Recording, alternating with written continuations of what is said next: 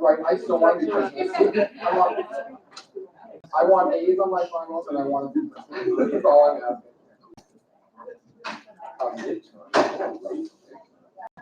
I haven't been able to say What's wrong? Is it earlier in the semester that I have to do it? Oh, we can, wait, is that okay? I have two. Okay, we're gonna call the 22nd meeting to order. We'll start with roll. Senator Christopher. Here. Senator Hayashi. Here. Senator Rodriguez. Here. Senator Ulander. Senator Obian.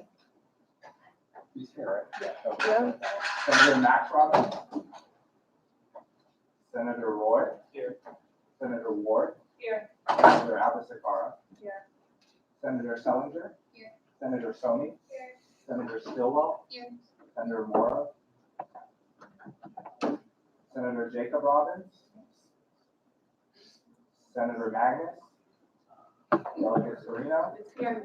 Delegate Hughes. Delegate Shane. Matt. What delegates? Yeah, freshman delegate. No, they don't count, they don't count the one. I know, but I just say the roll. You're trying to see what they're. Yeah. Yeah, they don't. All right.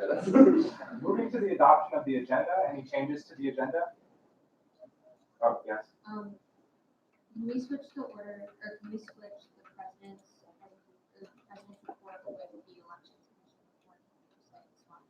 Sure. Wait, who with who? The Switch president Angela the with elections Nick.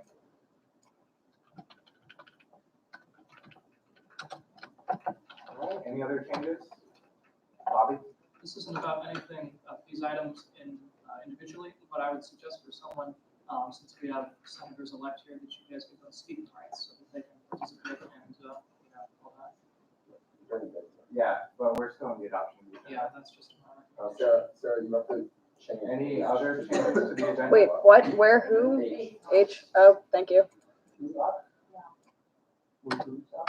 Okay. Any other changes? Okay. Sarah, you. Speak. Hold on. Repeat that. Oh, move case up. Where did you want case to go? Yeah. Under Commissioner. So to see. Okay, any other changes? Can we add the president's report back? Okay. As, Under where? before mine. Before yours. Yeah. Okay. All right, any other changes? All right, seeing no other changes, the agenda will be adopted. All right, moving to the adoption of the minutes. Any changes to the 21st meeting minutes or the second special meeting minutes? Seeing no changes, both will be adopted without objection. Moving to public comment. Any member of the public wishing to speak at this time? Seeing no public, we'll move to reports from the officers. First to Chairman Q. Hello, everyone. So I have a couple things to go over, and I'm gonna read something. It's a little long. I'll do that in a second. But just to begin, we have a parliamentarian now, Martina. So I'm very glad for that. Some logistical things with that. In Senate meetings, when it comes to procedure and like how parliamentary procedure, don't ask me. That's Martina's job. Me and her can talk it over, but ultimately she gets to say on that. So if she says something and you don't like it, don't ask me because she gets the final say on stuff like that. Also, if a question comes up outside of Senate about government document stuff, you can still email me, but please also CC her or put her in the message or something like that. She is the initial authority on the government documents, so she needs to be privy to those conversations. Can't find the things to read off like that. I think that's it. Welcome to any of the senators elect who are here. You're in the midst of it all, so enjoy it. The inquiry that happened, Ward v. Women's Initiative, my hearing was all set up, everything got prepared, and then I got an email from the complainant saying that they didn't want to do it anymore. So I I allowed them to settle with, if they wanted to, if they came to an agreement together with one another, to say like, we come to an agreement, we don't need hearing anymore. They did settle, so, that's done. If you have any questions, it's not a J-board thing anymore, so you can ask Jeremy or Akshita or Mulan or Sarah, right? Yeah. This agreement to settle was unanimous in one J-board, and it's not gonna happen again. So if you finally agree with me and you're like, oh, I wanna settle now, that's not gonna jive. J-board's agreed that's not gonna happen anymore. We don't like that. And actually that brings me to a joint statement J-board wrote and agreed to. It's a little lengthy, I apologize, but I need to read it. I haven't said to anybody because I'm presenting it now originally. So I encourage you to pay attention. You can say that if you want, but it's important. In light of recent inquiries raised and actions taken by certain individuals, the Judicial Board has decided to issue a joint statement establishing our shared view on how inquiries should be handled in the future. During the fall 2019 semester alone, 3 inquiries have been thrown out by the chair of the Judicial Board and or the full Judicial Board after formal hearings were scheduled and materials from both sides were submitted. These dismissals after the fact have always been brought on either by the complainant withdrawing their inquiry or the chair determining that the evidence presented was biased and one-sided. The board is not saying that we believe any of those situations were maliciously motivated. Nonetheless, it is clear that some complainants are inquiring about situations they do not fully understand or are not prepared to go through the entire adjudication process. This has greatly frustrated many people in student government, including people who have had charges brought against them, as well as members of the board. Preparing a formal hearing is a complicated and lengthy process, one we believe many people do not fully understand or appreciate. The Judicial Board is given 5 business days to put together the logistics of a hearing after the chair has assigned a formal resolution. The complainants and respondents must dedicate time to prepare their argument, and seeing as we are students first, time to all of us is valuable. It is simply not fair to anyone for people to bring inquiries and be the driving force behind proceedings that include a number of students only to come to the board at the last minute and request that the inquiry be dismissed. The Judicial Board is issuing this statement to make clear our stand on how potential governing document violations can be addressed in a more productive way, respectful to all of us in the process. If a student or students want to file an inquiry, they should do 2 things before initiating the process with the chair. They should familiarize themselves with the situation and the violations they allege and provide legitimate evidence to support their claim. They should also be willing to see their inquiry through to a resolution as well as every step along the way. We believe the Judicial Board should be the last resort for students wishing to resolve AUSG-related issues, not the first. Students, both outside of student government, should seek to understand and raise concerns with one another informally using open, honest, and respectful conversation and dialogue. If such conversations do not satisfy either side, the issue should be brought up to the parliamentarian. As the initial authority on the governing documents, the parliamentarian can offer informed advice and counsel on the situation and whether a violation might have happened. If a party is not satisfied with the advice of the parliamentarian, students should turn to the undergraduate senate for potential resolution. As the ultimate source of oversight in the student government and the only authority and power to remove members from the organization as established in the Constitution, the Senate is responsible ultimately for holding all members of this organization accountable.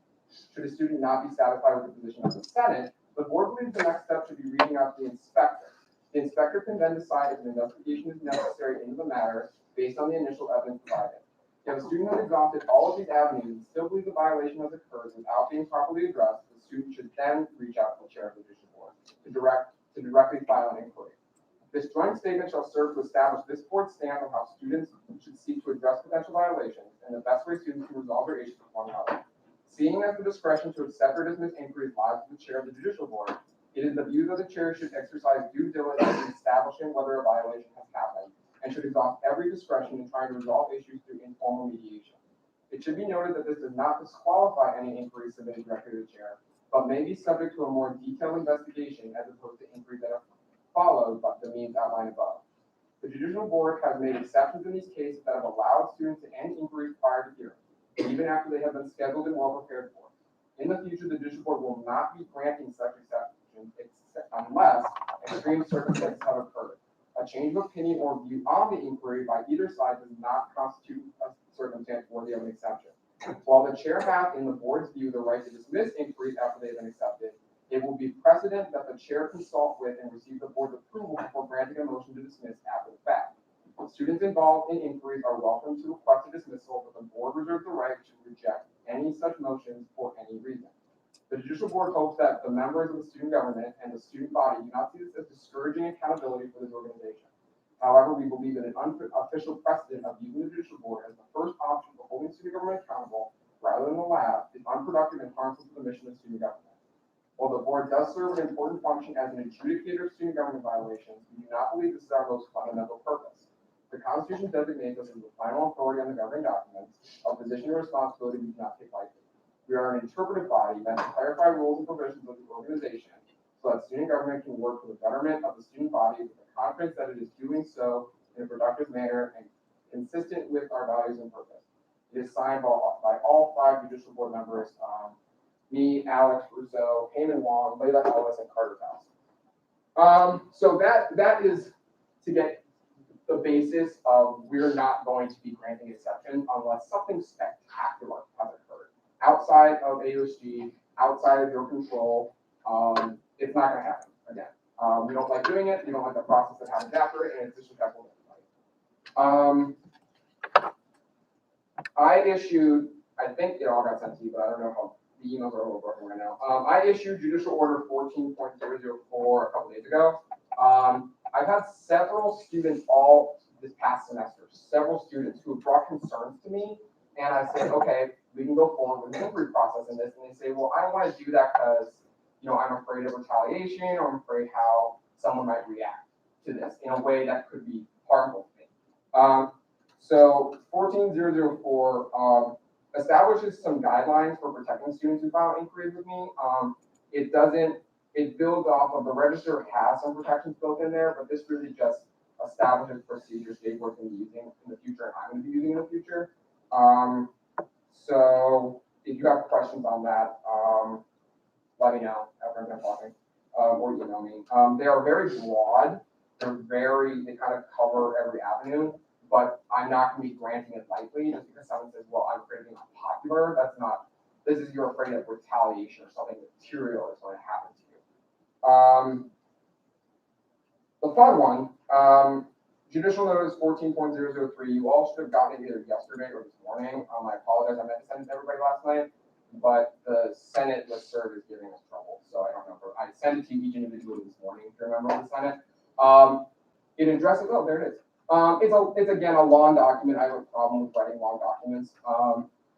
It addresses the 2 referenda that were up for today. There was one. The one is to reform the executive branch here. That one has been taken off the agenda now and away from consideration. And the second one is to reform reform the legislative branch. Because you're not considering the executive branch one, that part of the notice is kind of the biggest part. You can kind of just ignore that. If the referendum comes back up, one second. If the referendum comes back up, then you can look at this. It's the same language, but as of right now, that part of the notice is kind of moot because you're not considering the referendum anymore. So I apologize if people got nervous or anxious over that part, but the referendum's not up for consideration anymore. So at that point, so at this point, we don't need to be talking about that unless you want to. The rest of it is pretty straightforward. I pretty much just clarify what the big points are and how they would affect student government. This document is not what my opinion is on all of them in terms of like my personal opinion. It's just how I interpret the language. So you can read that. That one really wasn't the controversial one. The controversial was the other one because people would lose their jobs and money would get question marks put next to them. And so for the time being, focus on the paragraph. It's not numbered correctly anymore, but the referendum 18-19-006, that part down is the relevant part. Everything above it at the time, right now, is not relevant because the referendum is not being I think that's everything I have. I apologize. I spoke really fast, but I just didn't want to waste a lot of people's time with this. I can get your questions now. All right, questions? One. So there was a referendum that was sent out about 36 minutes ago by John. So the executive board one is not being up for consideration. If I heard the conversation, I was in the middle of the conversation. I believe it's on the form, right? Yeah, 005 is off. Yeah, former 005. The former 005 is off. So that one that I number 005, the executive one, that's off. Yeah. 006 here is now 005. But yeah, For the members of the body that's here that probably were expecting that debate to happen, like that should be explained why it was taken off the agenda. I would throw that to Curtis. Curtis was the Yes, I will be giving that update in the standing committee on campus and student life portion. It was taken off the agenda because if we were to put this referendum forward to the student body, that there is a potential for, or, according to the judicial board chair, that, current executive board members would lose their positions and, it could put Founders Day and Founders Week in jeopardy as the programming directors would not potentially, would lose their position if we put this referendum forward before the student body. As a Senate, if 2/3 of us put it forward, then we would need to remedy that somehow, to consider that there's a vice president, there's a comptroller, and that there's a secretary that is not stated in this new, referendum. So the referendum will be put forward on another meeting day. And, I thank you for understanding, and I thank you for coming to meet with me to talk about the potential for it, because we're not gonna put forward a referendum to the student body that could potentially affect Founders Day, Founders Week, Student Union Board, Women's Initiative. We're not gonna do that. We're not gonna do that. We're gonna do things the right way, and that is why the referendum was taken off the table for today's meeting. So just to clarify for those of you who didn't read it, I'm not going to go into all of it. The referendum strikes all of Article 2, which defines the executive branch, and replaces it with the president has a paragraph, and then there's 4 vice president positions established: programming, finance, financial affairs, communications, and now student life and inclusive Diversity. Okay, so the name's backwards. It was my opinion that if that passed, the current 3 executive positions would be abolished, and therefore Mulan, Bobby, and the secretary next semester would lose their jobs. Their cabinets would be, the cabinet directors would all lose their jobs. And kind of the biggest one was the programming board to be dissolved. Because of the way the bylaws are worded, because they're not established in the Constitution, they're established in bylaws. It says something like, a programming board shall be established under the vice president, and since the vice president office won't exist anymore, you can't establish anything under a position that doesn't exist.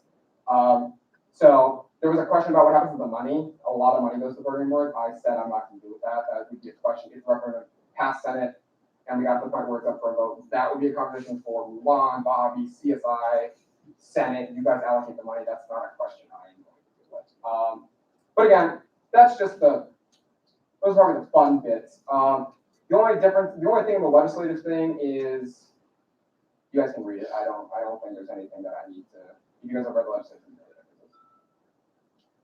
All right, any further questions, Bobby? I'm going to break protocol just a little bit and say as a statement that I'll talk about this money, even though we're not considering the referendum today, for about 2 minutes from my report. You can say you need your end of the question. Any other questions for the chair? Seeing no further questions, thank you. Okay, now moving to the report from Elections Commissioner of the East. Good afternoon, everyone. My name's Ivan. I'm the Elections Commissioner. Hopefully, you all know that. My report's going to be a little haphazard because I had prepared it around the assumption the first referendum would be on the ballot. Learning now that it's not going to be, I'll try to restrict the development portions. So just with respect to from an election standpoint, with respect to holding a special election in February or January, that's more than doable from a physically possible standpoint. I can host it. We have the systems and infrastructure in place to do it. I just want to advise Senate that turnout may be really low. The last special election we had was in February 2018 for AUSG president, and there were a total of 343 voters. That's about 4.5% turnout. The regularly scheduled election in April 2018, 2 months later, had 1,342 voters. It's about 18% turnout. Still not great. We've always had really poor turnout, but that is 4 times higher than the special election. So just want to let you know about the numbers. That impacts your decision.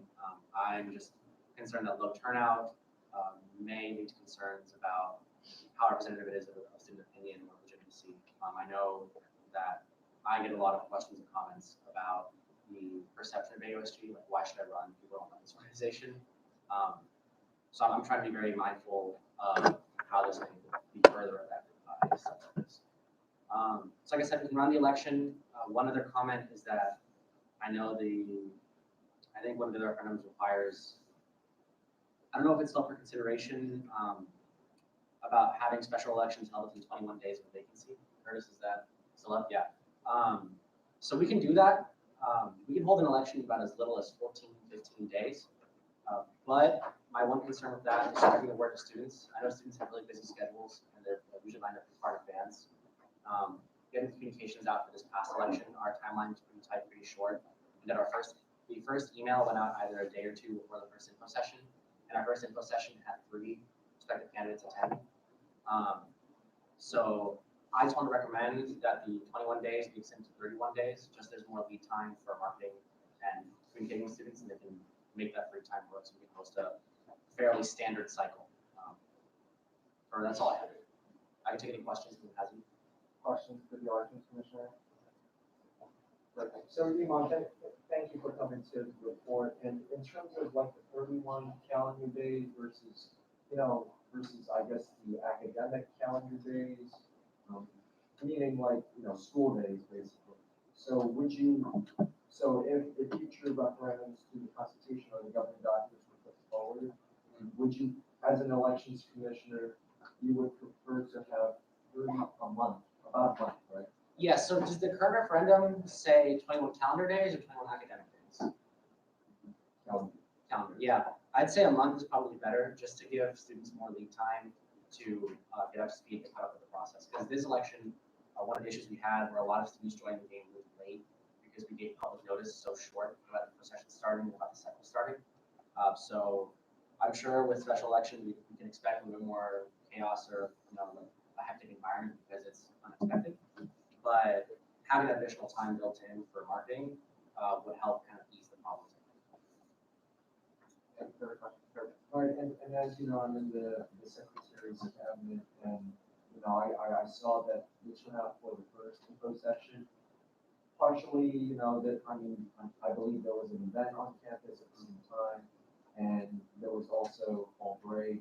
So when we're thinking about, as a student government, when we're thinking about, fall break and spring break, and all those, days of absence for the student body, like schools off, how would you, I guess, approach that as an elections commissioner when we're preparing for, let's say a spring election? Sure.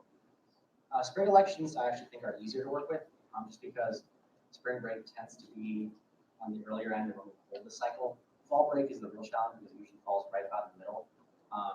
And it was kind of in terms of picking the dates, I had to make the trade-off of what do we have in the middle of campaign, fall break or Halloween. And originally, as we had planned before all the delays came in, we would have run basically from fall break right before Halloween, so try to like squeeze it in right there in the middle. I think it's really just a consequence of the way the calendar is structured. The only way to completely avoid both issues would be to hold the election way earlier in September or way later in November. But I think that either way you run into problems. So the best you can do, I feel like, is what we, in terms of timing and scheduling, is what we found now is like the compromise. The info session started fall break weekend, but they ran through to Monday after fall break. And I can hold separate info sessions. A lot of students joined the race for letting one info session because that's all information info sessions. That to me was a workable compromise. I also know that for fall break, while a lot of students do travel, a lot don't, but they'll schedule other things during the nights because their friends have fun this fall break. So if we had more lead time marketing communication with respect to when the dates for these info sessions and events will be, they can better budget their time if they want to engage in the process that way and know it in advance. And third and last question, I went to Bobby's office hours, and what came up in our conversation was about the spring elections and timing wise. Has the e-board consulted you with possibly having executive board elections earlier this year to ease the transition? What happened? So last spring, actually, after the election, I spoke to all four of the board members and mentioned, if you consider hosting the election in February, because then, like you said, a much longer transition time, we can help these students into new roles. Now that the elections were over, I hadn't had a chance to reach out to them yet, but that was still something I was considering, wanted to think about doing. The elections just ended, so taking a bit of a break. Obviously, if we had the special election come up, then I would have to hold an election at a later date, now that we're not having the referendum affecting the executive board. But I know with the referendum about the student government accountability office is still on the consideration. Yes, just always up. Oh, the ballots change? Okay, because I know that would entail a new election to elect members of the office. Yes. And so if that were on the ballot in February, I'd still have to hold another election sometime later in the semester, probably within 21 days to elect them. So no matter what, it kind of seems like we're going to have 2 elections in the spring, should the referendums go forward, out of Senate. So scheduling wise, I don't know if it would be wiser to have the executives for the referendum or the government accountability office members. I think that would be up to Senate to direct me. But I do agree, I would rather hold the executive elections in February, so there's more transition in the time. Brian, I have 3 thought questions if you'll allow me to be there. So, Chris, are you planning to put the executive referendum back up this semester? Okay. It could be in the 14th or the 15th. Okay. My lead thought question is to you. How many camps of large ones are open right now? Right now? Yeah, 2. Okay. Yeah. I guess that was relevant. That was relevant. The legislative branch wants, if it's, never mind. It's a moot question. I apologize. Any other questions, Adam?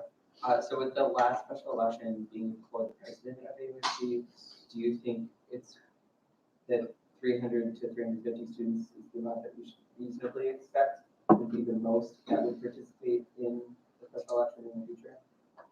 Yes, especially if it's just referendum on the ballot. This is more my personal opinion speaking. Just from my gauging of student interest, I'm inclined to believe that students will be less interested in a referendum that affects the internal structure of AUSG and who the president is. The higher profile position needs to be convocation, $10,000 salary. So I would say that we can expect 350 to be about the ceiling, but again, you don't know until you know. So. Any further questions from the election commission? Thank you.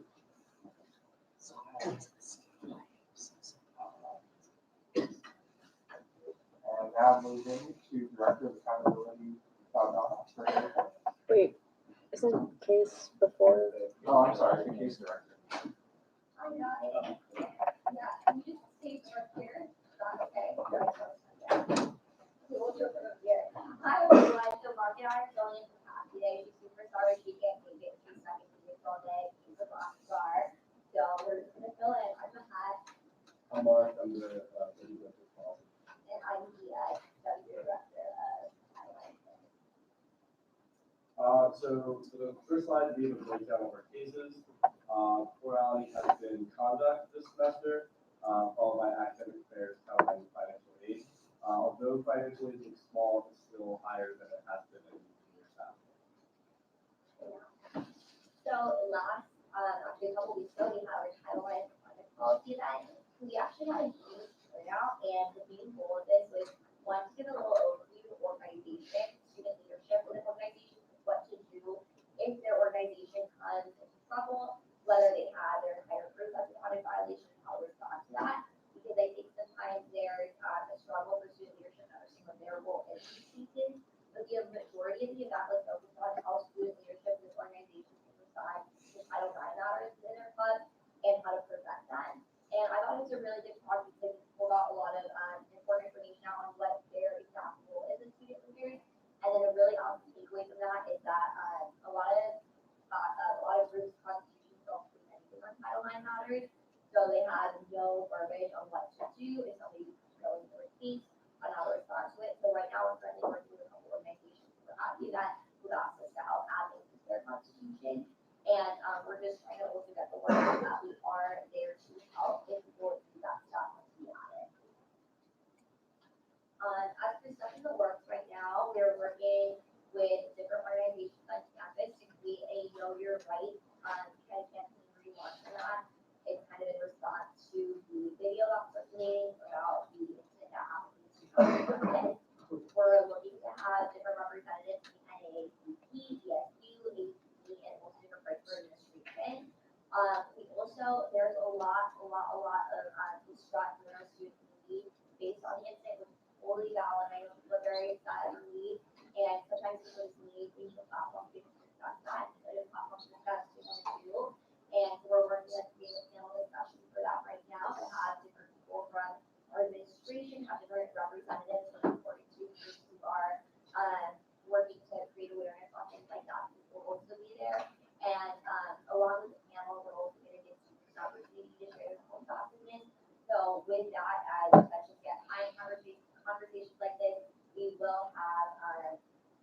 within diversity to help mediate any rough drafts that come from that.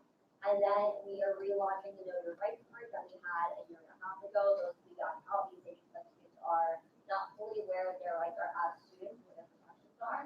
And then finally, we have policy recommendations that we're sending out as policy changes that the university should be making in light of this. Any questions for the education director? No.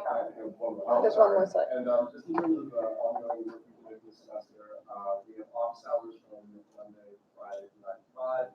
In the past, this has been really helpful for students who haven't, made an appointment to come in and talk to us about potential cases they're working on or embarking on. And it's been really helpful this year actually for these students to come in with policy recommendations that they want to see changes in different conduct. And we've been sourcing flyers throughout campus, in different buildings and in dorms. We're thinking about doing tabling in the future. And next semester, we are going to be hiring new staff. Our staff is going to be going this semester, so it probably won't be more than a replacement for those who are going across. And, yeah, Kurt. Yes, go ahead. Thank you very much for, reporting all the great work that, Casey's done and what he plans for the future. So in terms of the, I guess, because you said that the event is, is in response, was planned in response to, the incident that happened at the Houston. Have you or anyone in case contacted, the student, Gianna? So with that, it's the event, like I said, it was last year, and I think it's like your friends anyway, to add like we're kind of camping up after daughter or the time to hire someone because of what happened. I personally do not believe that we have contacted her.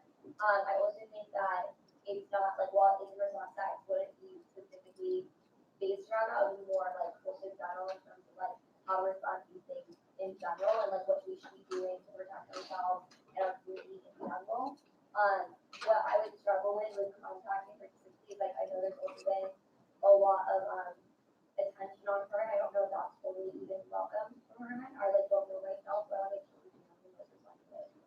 And if I could speak more to that, we're responding to most of the conflicts surrounding the incident, and if we contact her, it kind of violates our unwritten policy of keeping the agency with the student rather than with us. Everything is Right, and then follow up.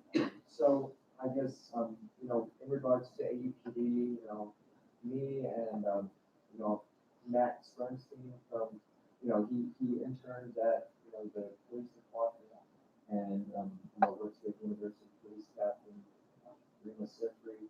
Well, what conversations have you had with Captain Sifri, and will she or another University Police representative? So we have a really good relationship with Officer Rima. She's awesome. I know she's done a lot of work with a lot of different organizations. I think with the UPD in terms of their presence there, is I think a lot of people have questions, and a lot of people are very excited that like what protocols are, the procedures are. And like while we have different info on that, we would probably be able to get the agency to decide in terms of conversations that we've had.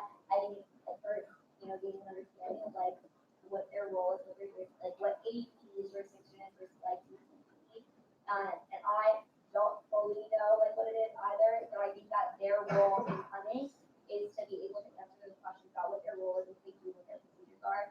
And if I have questions, like I know other students have questions and are like upset about what like not only the students in general how students are treated on campus, and allowing AUPD like to come and to answer those questions and to be there to represent themselves is also going to be, I think, a very cool and important part of the event. Yeah, of course. Any other questions, Bobby? Yeah, so you mentioned know your rights cards. I'm just wondering, is that the same thing as the student rights cards that's been like in the works for 5 years, or is that new?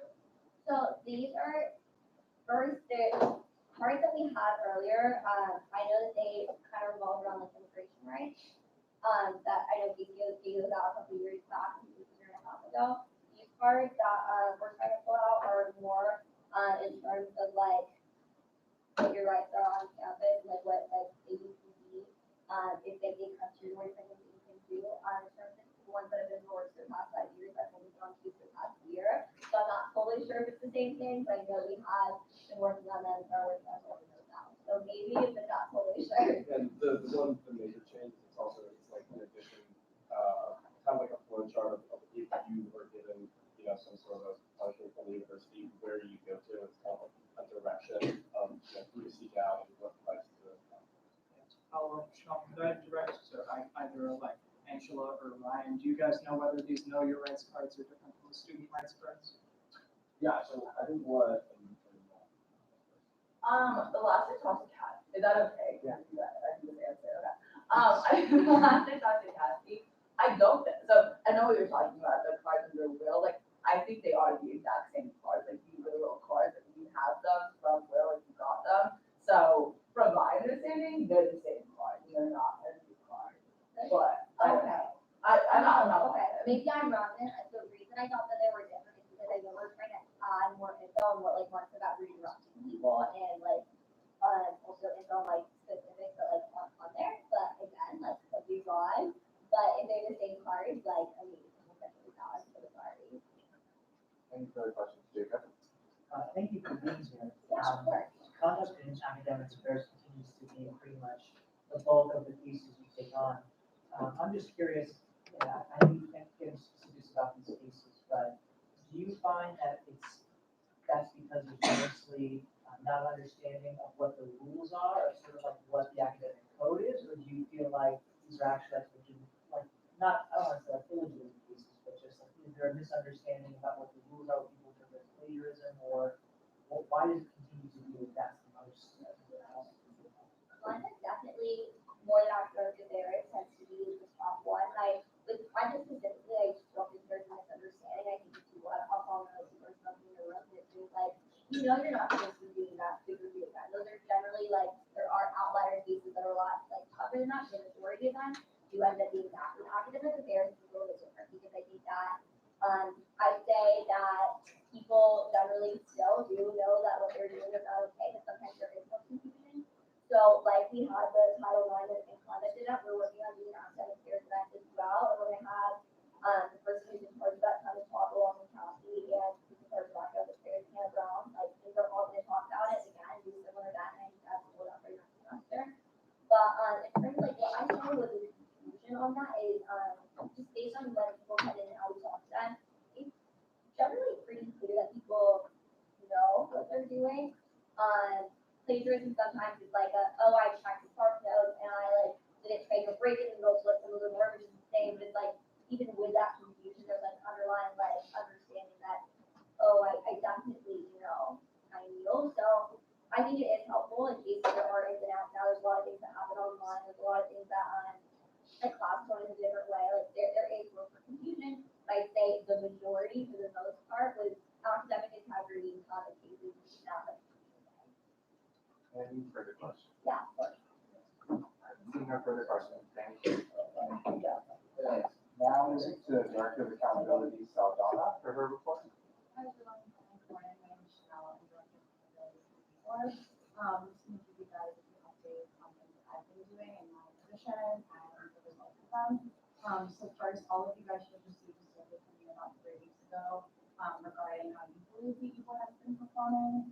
There were a variety of questions ranging from how effective you think they are, how visible you think they are, and even know what you like from them. So about 3 weeks ago, I presented it, made a report to the e-board at their meeting.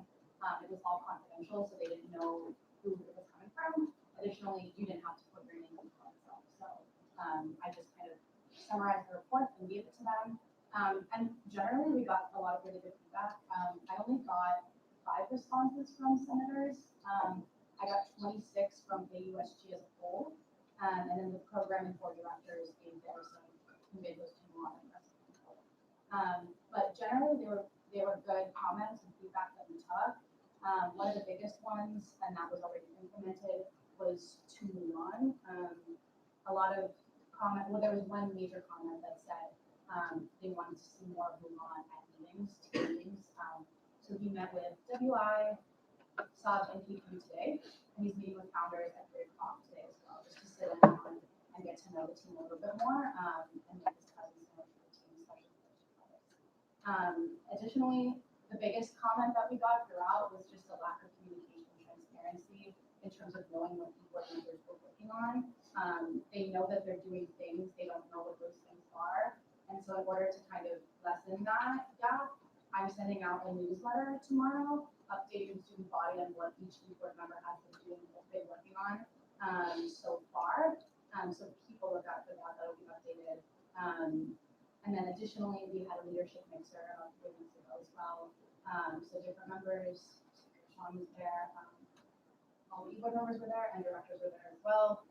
We got a good turnout for that one, and it was just a way for people to kind of put a face to the leadership here in student government. So. Questions for the director? No questions, thank you. Now moving to council and bridge report. And Milan's gonna talk with me too. We got some teamwork today.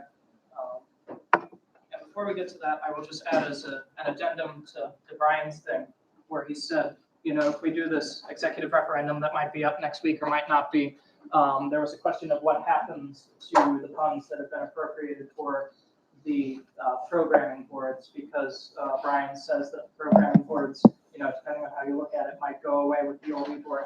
And I just want to assure everyone that this is student activity fee revenue, and it belongs in a legal sense to the university. I have their university's administrative policies governing the student activity fee here, and it lays out that for governance organizations, that's us, AU Club Council and AU Media Board, the budgets are certified every year by Dr. Awe, and any changes to them also need to be certified. Basically, the entire operation is up to Dr. Awe. So there is $484,000 of programming board money left that hasn't been spent, and a large amount of that has already been obligated but not spent yet. So I am certainly confident that even no matter what we do to the Constitution, that the university is not going to unappropriate $484,000. So that's that. And today, Milan and I were going to talk about a few things that we just have on our mind about effective Senate oversight. We were in the Senate and we kind of worked together on like student government finances, which is the biggest thing that the Senate would be concerned with. So we just had, you know, a few thoughts. Yeah. So the first, obviously, you guys do have, and Milan, feel free to jump in at any time. You guys do have an oversight role. That's one of your main functions. You know, make sure we do our jobs correctly, make sure that money is being spent correctly and all of that. But then on the other hand, on the next slide, when you're doing oversight, some things work well and some things don't. And I think the key to effective oversight is information. You've got to be really informed, communication between you and whoever you want to oversight. And if you're thinking about some problem, it's good to have a solution in mind that you're pursuing.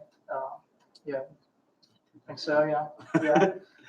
On the next slide, Milan and I have like things that you can get from us if you're conducting oversight. Yeah, so I can speak first. As y'all know, this week has been a lot in terms of programming. Brian has also been dealing with a lot. So just for like basically just to try to build communication better between executive and also senators, especially between the 14th undergraduate senate and the 15th that will be taking over in January. Information that you can receive from me will be about university administrative programming policies. So that just basically means, and similarly when I met with Curtis today, letting him know that like, for example, with Founders Day, all of the external partners, campus partners that has a stake in it, including like Wonk of the Year as well, like looking at University Marketing Communications has a part in that. So I can give you information about how those offices deal with our programming boards, especially when we look at larger events that we plan for the spring semester. Information about AUSG plans for programming, so I can give you kind of a general overview of, you know, how subsessions will be looking, how AmFest will be looking. But of course, I can't give you, going into the next bullet point, I can't tell you any confidential information. So I can't tell you like what speaker is coming to campus, but I can tell you like how the event is going to look, or potentially like what is the theme of an event that we want to bring to campus. So current AUSG programming non-confidential spending information, so I can let you know like how much catering was paid for and things like that, but I can't tell you like how much a contract was for someone that we brought to campus. The only people that are able to know about that is those that sign NDAs. and student government. Historical programming information, I can let you know about past events that have happened on campus and even also off campus. I can let you know about the history of founders and different events that happened during the week. I can also let you know about different Walk of the Year speakers we brought, and also like how do we go about bringing those speakers to campus, because there is a process for those things. And then the last one, also direction to best point of contact. When I spoke to the undergraduate Senate, I believe it was about 3 weeks ago, I mentioned like Senate etiquette. I've been a member of this body.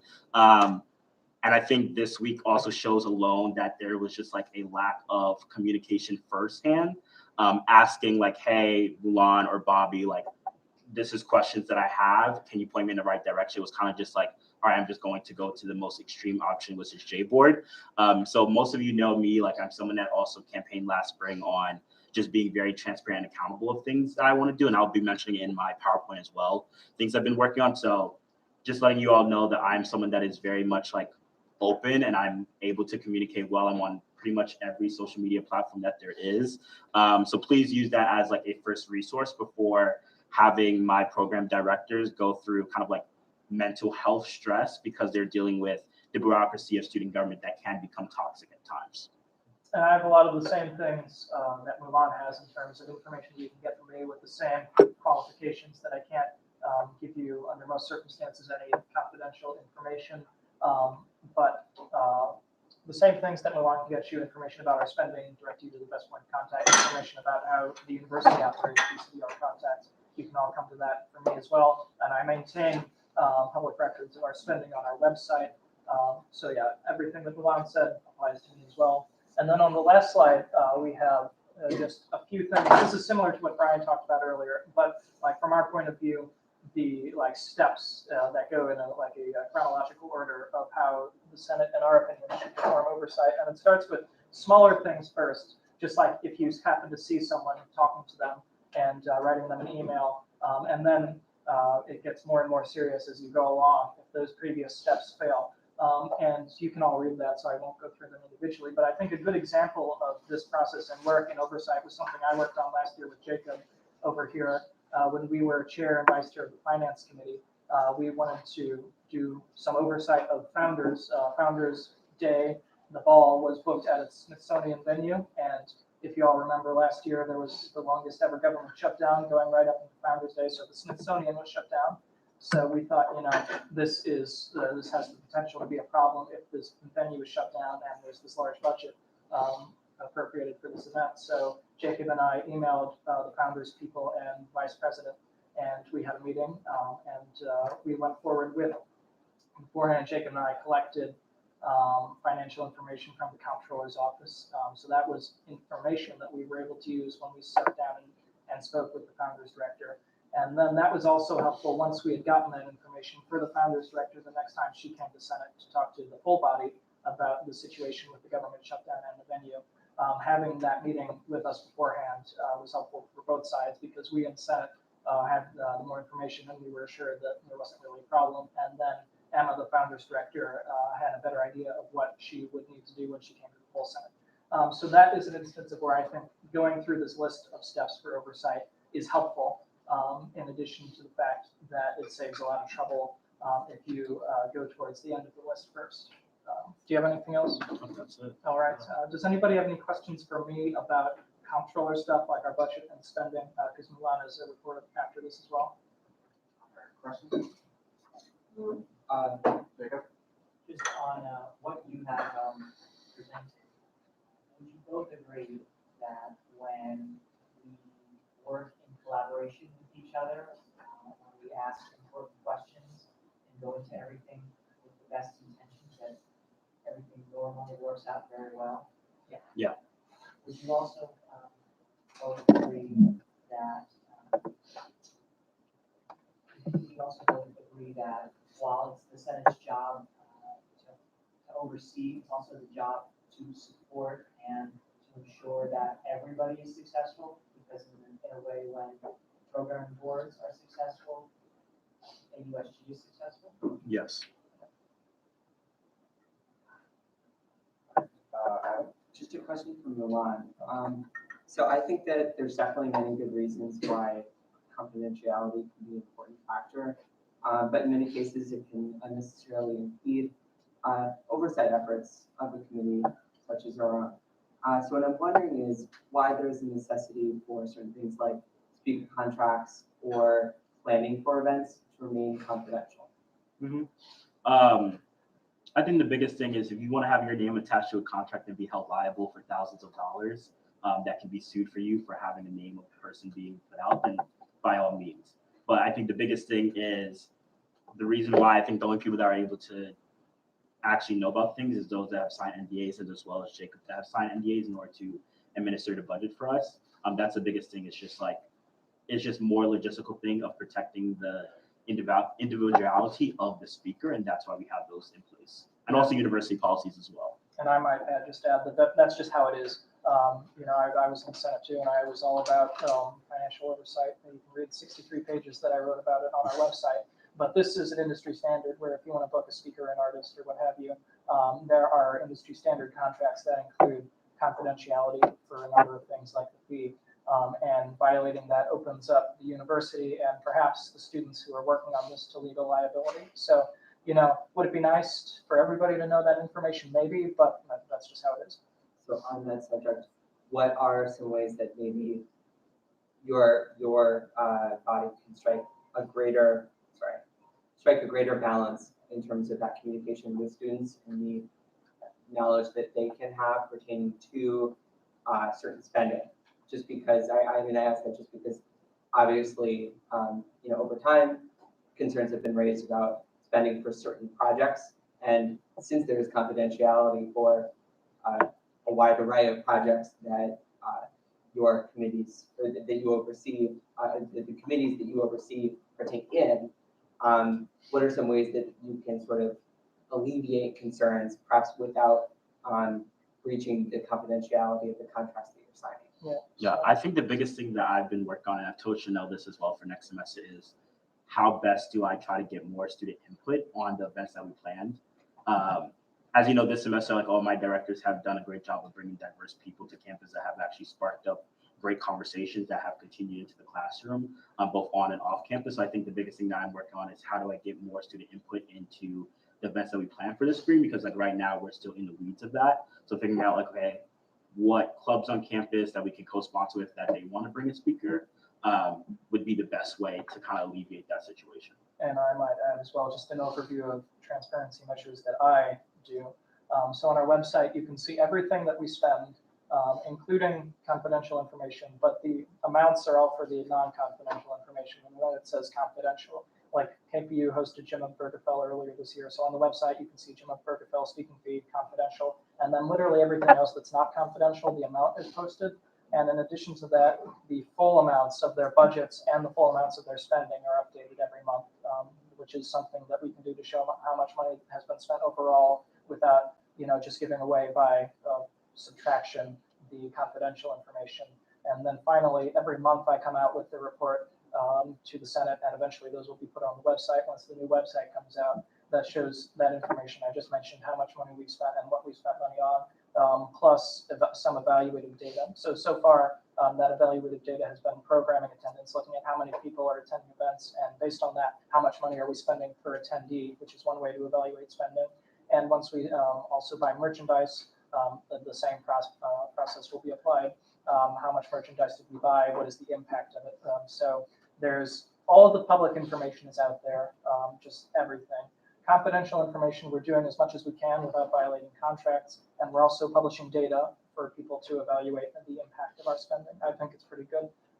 And for the attendance as well, I'll be showing the numbers in my report later. Okay, thank you. Mm-hmm. Yeah, I would just say, and I hope you would agree with me, honestly, my statement, I agree with everything I said. That it's not actually pretty, it's impossible to reveal who's like, or in the negotiation stage or in those contract stages, to actually reveal who we're bringing to campus, because it's industry standard not to talk about it, but also that's a part of like when you're in the negotiation stage, you're not allowed to talk about to say openly you want this person to come to campus. So I would say it's pretty impossible to do that. I would say if people have questions, about why we bring certain people to campus for that procedure. They could ask you, which you think is a good idea, ask Yeah. you, they could ask Kevin, they could ask anybody who does a programming thing. But overall, it's not as though we can just say we're thinking about bringing this person to campus. If you want to bring people to campus, would you suggest people just keep being open and expressing that want? Would you agree with that? Yeah, I would agree. I would say have like just the students that attend the events, like continuing to attend the events, knowing what they want. I think the biggest thing that my programs have been doing is first going to their staff and asking them like, where do you see kind of the buy-in from what population of students on campus that is going to want to come to this event? And they're looking at the RSVP numbers with Cork, which has been helping to see like, okay, are we seeing, a good RSVP of people that will be showing up to the event? We're looking at when we have the event come on Facebook, seeing like how many people have said they're interested or going. So we're tracking all of those numbers and looking at past event attendance. And I'll be presenting that later on to show you like every single breakdown of the event attendance to see like what is an event that we've had that has a low turnout to know for next semester, okay, maybe we shouldn't do an event that has a speaker that has this kind of theme. Yeah. Any further questions? No further questions. Thank you. Now moving to Vice President Burgess for his report. Oh. All right, go to the next slide. All right, so because we have a lot of new people here, a lot of the senators-elect that are here, just to let them know who is in my cabinet. So we have two of my directors here, David and Kevin, and David will be presenting right after me about things that he's working on for next semester for sub. All right, so I've done a lot so far since I've last seen y'all through kind of like all the stuff that's been happening this week in student government. So the first thing is Veterans Day celebration. So AUSG co-sponsored with them. We didn't give them any money for that event. The biggest thing is that Dr. R just wanted me to help them with like logistics of how do they go about communicating with people on campus about getting things, whether it's University Center, getting like the rental chairs, getting like the food and things like that. So my biggest part was just helping them with logistics and run a show for that. 2019-2020 AUSG Vice President's Cabinet Diversity Survey. This is something that I had put up as legislation when I was in student government my freshman year as a senator, which was like a diversity survey for student government. So the biggest thing is something I'm working with Robin and CDI to work on is asking every single staff member that's in the programming board, like, how are they ranked in terms of like, how comfortable are you talking about race and gender and sexuality and all these different things? So we can best figure out, one, do we have a diverse programming board? Because when we have a diverse programming board, that's when we're going to have diverse programming that comes out of it. So that's going to be something that I'm going to work on to actually get it implemented before the end of this semester, because we will have people that will be going abroad, will be graduating, will be leaving the organization. So it's best to get the data that we have with the people that we currently have then when we have new staff changes. University Library Final Perk, that will be happening on December 6th. That's an event that every semester happens around finals week that the vice president gives money to. Bobby attended the event for me because I had work in MGC, but I'll be communicating with the person that's in charge of that of how much money they are looking for student government to contribute. And if they're not looking for student government to contribute, how can we be a part of that event? So I think they have been asking either for monetary value or tabling, or do both, or do one or the other. Student Leadership Roundtable, I can talk about that in my next slide. SG in the district, so yesterday was supposed to be the spring 2019 DMV Student Government Summit hosted by George Mason University. They ended up rescheduling it for next semester because their student government is just going through some things. So my plan was to pitch for AUSG to host it in the spring, but because George Mason will be doing that, I'm still going to bring back my event, which is SG in the district, which is just going to be a mixer with student government leaders, just to talk about how our organizations differ and how best we can kind of communicate and work together on different collaborative projects. Spring semester planning. All of my programming directors were on a hard but soft deadline of November 1st for the spring planning. Ayana has kind of pushed back that, saying that as long as we know like an overview of what events that we want to do, but she's not looking for solidified like contracts to be signed by then. So my directors have been, especially like Colin just put in all of the Founders Week's events that will be happening. So it's just best for us to look at future planning of where we can kind of fit in things, especially like looking at university days and religious holidays, taking those into account. So that just goes into Women's History Month has been planned in terms of like what speaker we're bringing for that. Wonk of the Year, we're still in the works for that. Founders Day Ball, we already know when that will be. That will be towards the end of February. Sub-sessions and AmFest, David can talk about a little bit more of those. End of semester report and semester meeting report. So end of semester report was something that's, these are two things that I campaigned on in the spring. The first one was something that Solomon, who is vice president before Leela, was something that he did where he basically wrote up a memo of everything that his programmers has done, especially him. So I'm going to be doing that for the end of the semester before students leave for winter break, so that students can see everything that at least my programs have done. And it'll be helpful that Chanel has her report coming out tomorrow that gives kind of like a also summary overview. But mine will just be more of like the nitty gritty details of things that just can provide a little bit more context as to what the programmers do on a day-to-day basis. The last one, semester meeting report. This is something that the student government at UC Berkeley does, that they have their senators and executives do. They do a weekly report where they mention every meeting they've attended, every club they've attended, every money that they've spent. There's also every current project that they're working on.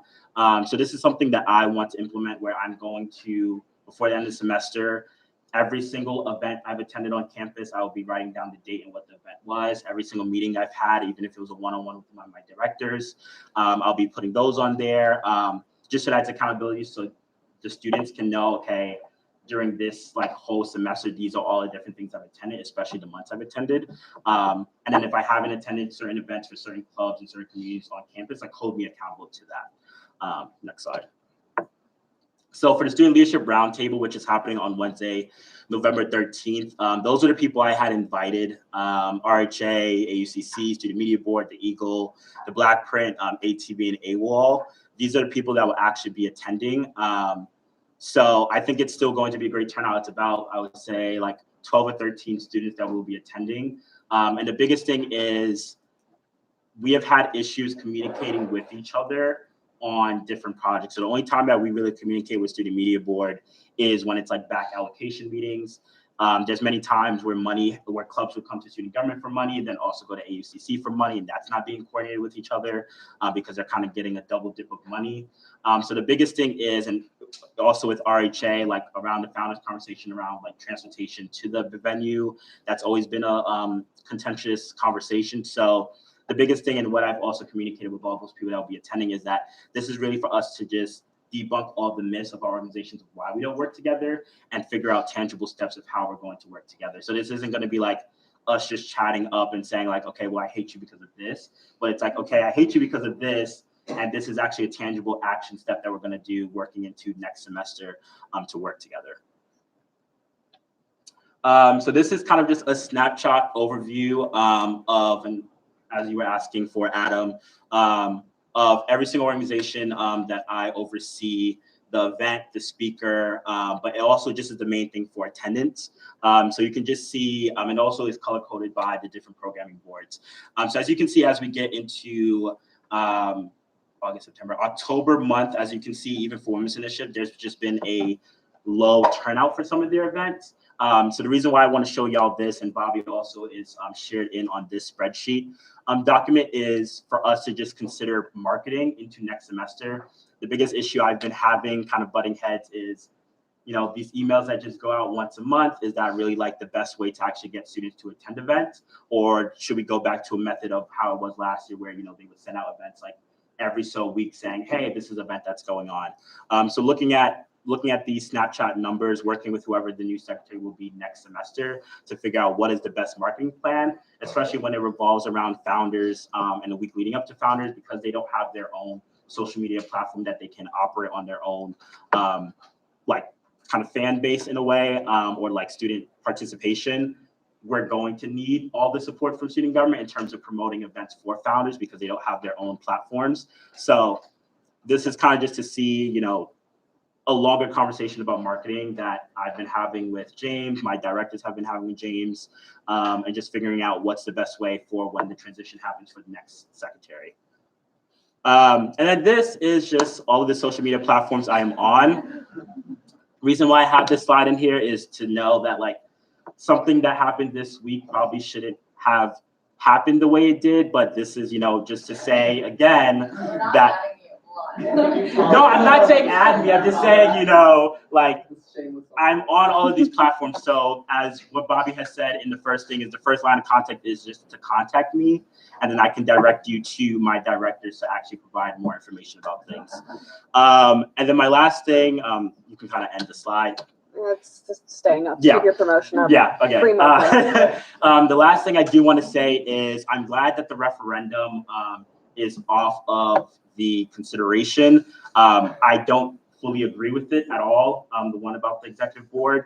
I think there just needs to be some things that need to be worked out about it. As you can see, it kind of just caused a stir of people potentially being fired and money having to be reallocated. So I think, you know, if it does come up, you know, this Senate or even next Senate, I still be adamant about saying I do not support it.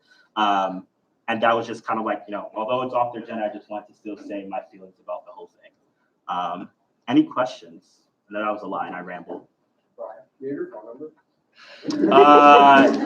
Yeah, sure. It goes into unknown senders on my phone, but yeah. Any other questions? All right, thank you. Perfect, thank you. Now moving to Sub-Director Malou for his report. Everybody, so Mulan briefed you guys last time about all of the things that we've been doing for first semester because I couldn't come to the meetings. I was at Battle of the Band. So I'm going to start from there and then just move over like the rest of the year. So Battle of the Bands we had on October 20th. It was a really great show. We had 5 different bands or like artists, I guess, coming on. They were all from the DMV area and they were all local artists. And all performed for free. One of them was an AU student and she TPD, if you know her, and she actually ended up winning the competition, which was not planned. She legitimately won. So that was pretty exciting.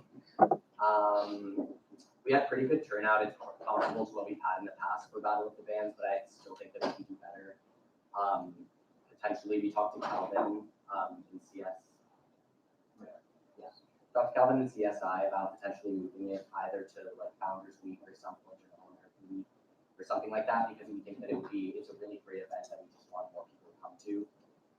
And we think that having it rather than as a one-off event as like involved in something larger would be a good way to get people to come there and see like the type of stuff that we do. That was pretty much our last event for the semester. Next semester, I'm really excited for. We're spending 98% of our budget next semester, so if any of those attendance numbers were concerning to you, like that's not really, we haven't really been focusing as much financially on these events. We have like still the vast majority of our budget that we're spending on our bigger shows for next semester. So we have a couple big shows. The first is the comedy show, which is on January 26th. Like Mulan was saying, because of confidentiality, I can't really give any specifics about who's performing, but we have booked an artist who's I would say one of the biggest up and coming comedians right now. They have a Comedy Central special. I think this is going to be a huge event.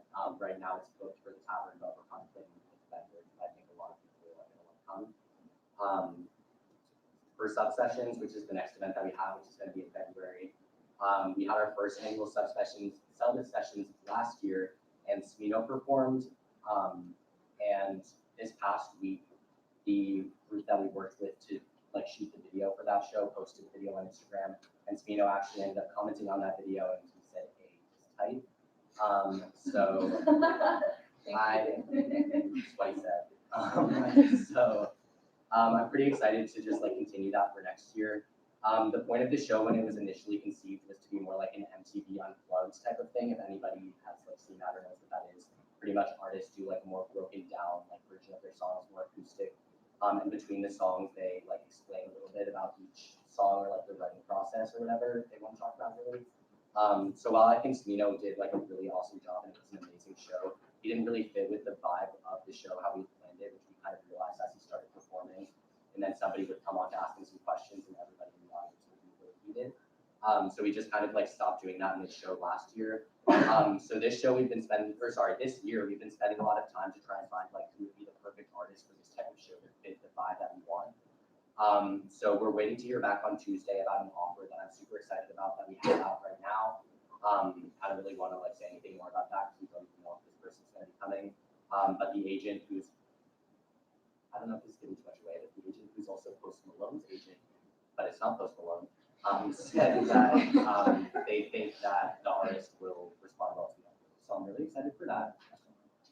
And then the last big event that we have is in April, which is AmFest. So we've already booked the main headliner and our like probably larger of whatever supporting acts we end up booking, besides like the local performers we have coming. And both the main headliner and the larger supporting act are both from the DMV, which I'm really excited about. And I kind of want to continue that for all of the other people who might end up performing. I want to showcase like the local artists who are like around the school. And not just artists, but I also want to reach out to like local businesses and not just musicians, but also like visual artists and just showcasing like a bunch of creative people from the DMV and like benefiting local businesses. So again, I can't say like the names of any of the people who we booked for confidentiality reasons, but I think that they're both like really awesome choices and are going to do a great job. So I just pulled this quote out of like the review of the main headliner that was posted a couple days ago. It said, "Looking good for blank." Certainly here. He dropped one of the best rap albums of this year and solidified himself as one of the most important young rappers of this generation. That's obviously one person's opinion, but I agree. And I think it's going to be awesome. And I think students are going to be really excited for this person specifically. Then the supporting artist is more of like an up and coming person right now. We were able to book for, in my opinion, extremely cheaply for what this person should be looking for. They're currently on tour right now, and show after show is being sold out. So I think that we're providing like a really good service to the AU community by having these artists come. And then we're also looking to add 1 to 2 more artists into the AmFest lineup, but it depends on that offer that we're still waiting to hear back from about subsessions. It depends on what the closing price of that is, what kind of money we have left over, if we want to do one like larger person or 1 or 2 smaller people. Just kind of what's happening with that. Oh yeah, and then the last thing that I want to talk about is marketing. So we're looking to really ramp up our marketing for last semester, since that's when we do have like the majority of our bigger events. So some things that we want to do is a lot of you guys have probably seen like the sub merch that people wear around. So we definitely want to continue that. Get some new pieces out. I think it's going to be pretty awesome. We're also making sub stickers, which we did 2 years ago, and we didn't make more last year for people to put on like laptops and water bottles and stuff like that. Those are also really effective. And then one new idea that we have for this year is doing sub temporary tattoos. So we want to do a tabling event where we like put sub tattoos on people. I think that would be pretty fun, and also people would just walk around and like market our organization across all day. So yeah, I'm super excited. Any other questions? Questions for the director, Curtis? Yes, David, thank you. I'm super excited to hear about all of this stuff. You know, the good stuff that's coming in, the spring 2020 semester for Sud. And I guess one of my questions would be, since there was no, it was formerly known as the welcoming concert, this year there was no concert during All-American Welcome. So how is Sud, budgeting, how is the Union Board budgeting? And will that allow for more, artists and events to come in the spring semester? Yeah, it definitely will. We have like a large amount of money that we otherwise would have been spending on a welcoming concert that we obviously didn't spend. So part of that is going towards like, for example, with AmFest in the past, and last year we just had like one like non-local artist, essentially like one person that we were paying like a substantial chunk of money. So like I was saying, this year we first of all already booked 2 people, and I would say the headliner is like probably bigger than some of the past. So that's like part of where that money's going. Part of it is going towards that second supporting act that we got, and then like I said, once we close some sessions, we're going to be looking to do 1 to 2 more people in the AmFest lineup. But I'd say all those additional people, just besides the main headliner, would not be possible without, if we were to have a welcoming show. And then also I think we wouldn't have been able to book the headliner. So I think it definitely is, like not having a welcoming show is going to reflect like better program. Any other questions, Adam? So with respect to each upcoming event, when might we be able to expect finding out about which people are going to be coming to perform in each of those? Sure. Typically we release the name of the performer about 2 weeks in advance of the event. That's just when we found that that's like the optimal time in terms of getting people to turn out, so that they're like excited that they don't completely forget. That kind of tends to happen. We don't have any specific like dates planned for like on this day we will be releasing this person, but I would say you can generally about 2 weeks. Thank you. further questions? Curtis? In terms of venue, because I know you were talking about like a comedy session or, something of that type. So, how, like when you're thinking of, I guess, venues, I know Sub has done events and vendor and the tavern and also on the quad. I guess how can you accommodate the most amount of students for, a big concert experience or a big comedy? Well, I think that we planned which venue we're picking based on how many people we think are gonna come. So for this Kino show last year, for example, we were expecting around 700 people, and the capacity of the tavern is around 750 people. So we were like, okay, this is the perfect size space, because we don't want to obviously do something too small, but we also don't want to do something too big where all the students are just like pressed up against the stage, and then there's like 30 people behind them. So for example, doing this event in Denver, I think would have been really unsuccessful because there would be way too few people there. But I think it was perfect for the tavern because it like filled it up and it looks like really awesome that we had the full room. In terms of like the tavern versus the quad and that kind of stuff, I want to do as much on the quad as possible because I think that's really where we can first of all fit the most number of people. Second of all, like it doesn't really matter how many people end up coming because the quad is like in those sections, it's gonna look full no matter what happens. And I just feel like having a concert in the same place, so like we meet our fun shoots a little bit weird. And the vibe of those shows, I think, is always like a little bit more depressed than it would be otherwise if it were outside or something like that. So that's why I want to do as much on the spot for whatever. And the third and last question, I heard you're an ambassador for an energy drink company, so I'm wondering how you possibly incorporate that, that relationship into these events in the future. Sure. Well, I work for Red Bull, but unfortunately, AU has an 80-20 contract with Coke, who owns Monster. So they've been really mean to me sometimes. I'm gonna do as much as I can to like get it there because it's just like literally free like drinks that we don't have to pay for. It also helps my job, so it works out for everybody. So if the school is like okays it, then I'm will do as much as possible. But they haven't been super. Thank you. Right. I work in the library and I work in the department that reshelves books, and we found like 2 empty books that just have Red Bull cans in them. And my boss are furious at us to figure out who it is. Will you pop up? Did you put books in the library that have Red Bull? I'd rather not answer that. Now I have a name. Any other questions? Okay. That is overnight.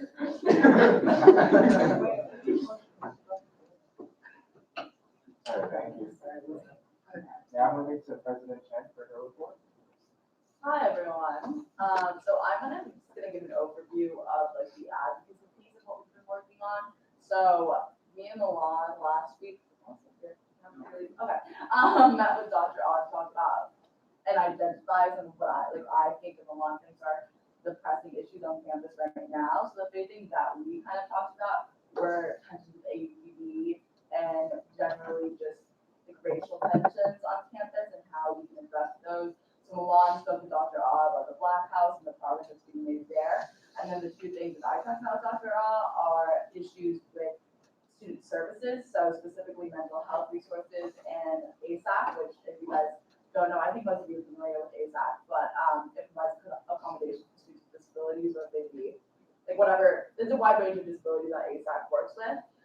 But students have been saying they've been having some issues there as well. And so the first thing that we did in co-sponsorship was the advisory committee of the President's Council of Diversity and Inclusion. So Raphael, who used to be the DI director under Valentina, I think, and under Yami, we co-sponsored with him, and we held a mental health resource listening session event. I really appreciate those who came out to it. I think the event went well. I think it's really important that we give students the opportunity to talk with these high-level administrators, especially administrators that directly have to do with what the issue is at hand. I really appreciate the director of the counseling center being there and sitting there and listening to everyone's thoughts. I'm going to talk to Raphael there, like a Google form or something, so students can add in like what their thoughts are, even if they couldn't make it to the event. And hopefully, Rob and I can work together to get some kind of like follow-up from the event, of what the university plans to do with like kind of what students shared. Along that note, another thing that we're doing, in terms of advocacy is AUSG is co-sponsoring with RHA, a dining town hall on November 18th. So I think that's not next week, but the week after that. And so we're gonna have Anne Marie there, and she's gonna be answering some questions, whatever questions students have. So it's gonna be that format, as well as she's gonna be presenting, I don't know if you guys remember, but we did focus groups a while back. She's gonna be presenting some data from that. So she's gonna present kind of what the students who wanted the focus group set up the dining, and then we're gonna open up the floor for students who have current or more updated thoughts on dining to ask her questions on the direction of AU dining in general. But I think that will be good and give students the opportunity to kind of speak about that. If you have any thoughts about dining in general, feel free to come up to me and tell me personally. And also, like Paige presented, Mark and I had kind of touched on it, but Cassie and I are trying to have an event with all different people in the room. We still have people want to talk about Dr. Is having an event with AUPB, the counseling center, like the crisis team basically at AU that works with students in crisis, as well as NAACP and DSU. And we want the event to kind of be focused on the policy recommendations that they made in their joint statement, and whether or not, or like if AUPB is interested in adopting those, I think those are all three great policy recommendations, and if they're not interested in adopting those, why not? And what they're gonna do in general about kind of like what student, like the outlook that students have on AUPD. And we've worked with them in the past. We haven't yet reached out to them, so we want to make sure that we can find a date that works for NAACP and DSU first. But hopefully they'll be open to this, and I'm looking forward to that as well. So those are kind of like two big advocacy events that are coming up. Also, the Board of Trustees meeting is next Thursday and Friday. So the 14th and the 15th. So me and Madison Dalton, who's the current student trustee, and the student trustee elect Ben Holtzman, had an office hours this past Thursday in the bridge. Thank you, Curtis, for coming to that. I appreciate that. But if you have anything else Board of Trustees related, something like really big you have on your mind that you want to come talk to me about, or talk to me and not even bet about, like feel free to reach out about that as well. And kind of the last thing I want to say is that, like, I've been AUSG since freshman year, right? So I've been through the cycle. And I think it's really important to keep in mind that, like whatever you're thinking of, like whenever you have something in mind of something that you want to do from an advocacy perspective, and this is something that I've been guilty of in the past, something that I don't think I necessarily been great at the past, I'm trying to work on, is like think about how that like affects other people that should be part of that conversation. And I appreciate Milan and Bobby getting up here today and giving that presentation.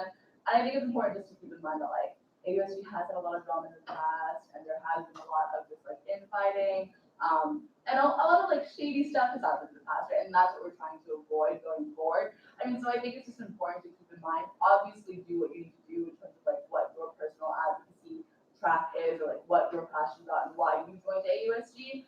But keep in mind that we are all students. None of us are professional AUSG people, if that makes sense. We're all trying the best that we can. I guarantee you that no one in the organization has not like nefarious intention when it comes to what we do. So like try to approach what you're doing with that lens, if that makes sense. And like I said, like that's something that I don't think that I necessarily succeeded at in the past, like some advice from me as an elderly AUSG. So, yeah, that's it. Questions for the president? Curtis? Yes, Angela, thank you for presenting, and also for, my hand, for presenting on behalf of Case. In terms of, this event, right, the event on, know your rights, know your rights. And I'm just wondering if, if you've been working with Case or with, I think it's Function and Diamond, right? One director of diversity and inclusion, to create events on campus with the Center for Diversity and Inclusion, also collaborating with, General Ward, who's currently the senator, who's chairing the committee on the DEI Senate committee. So I'm just wondering what are, some events this semester and in the future that we should be looking forward to in regards to unifying the student body and bringing the community together to promote, diversity and inclusion. Yeah, that's a good question. Well, first of all, Jeremy, if you want to be anytime, let's reach out. We can just hang out. Yeah, absolutely. We can discuss. But yeah, so Function and Diamond right now are working an event in regards nationally, like in the United States, more of like a policy focused event. If y'all remember last year, AUSG did an event regarding bias in classrooms. That was more like a larger scale policy focused event. They're trying to recreate and do something similar with the Red Cross tuition. There wasn't official on that.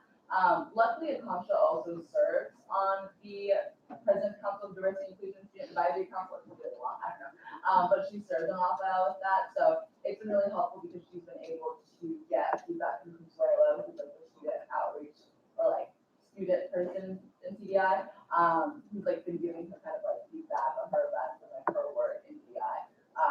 So that's been really helpful. But yeah, I mean, like that's an event from CDI that I'm looking forward to that they're in the works of planning of. I'd love to team up all the organization. Talk about it. Yeah.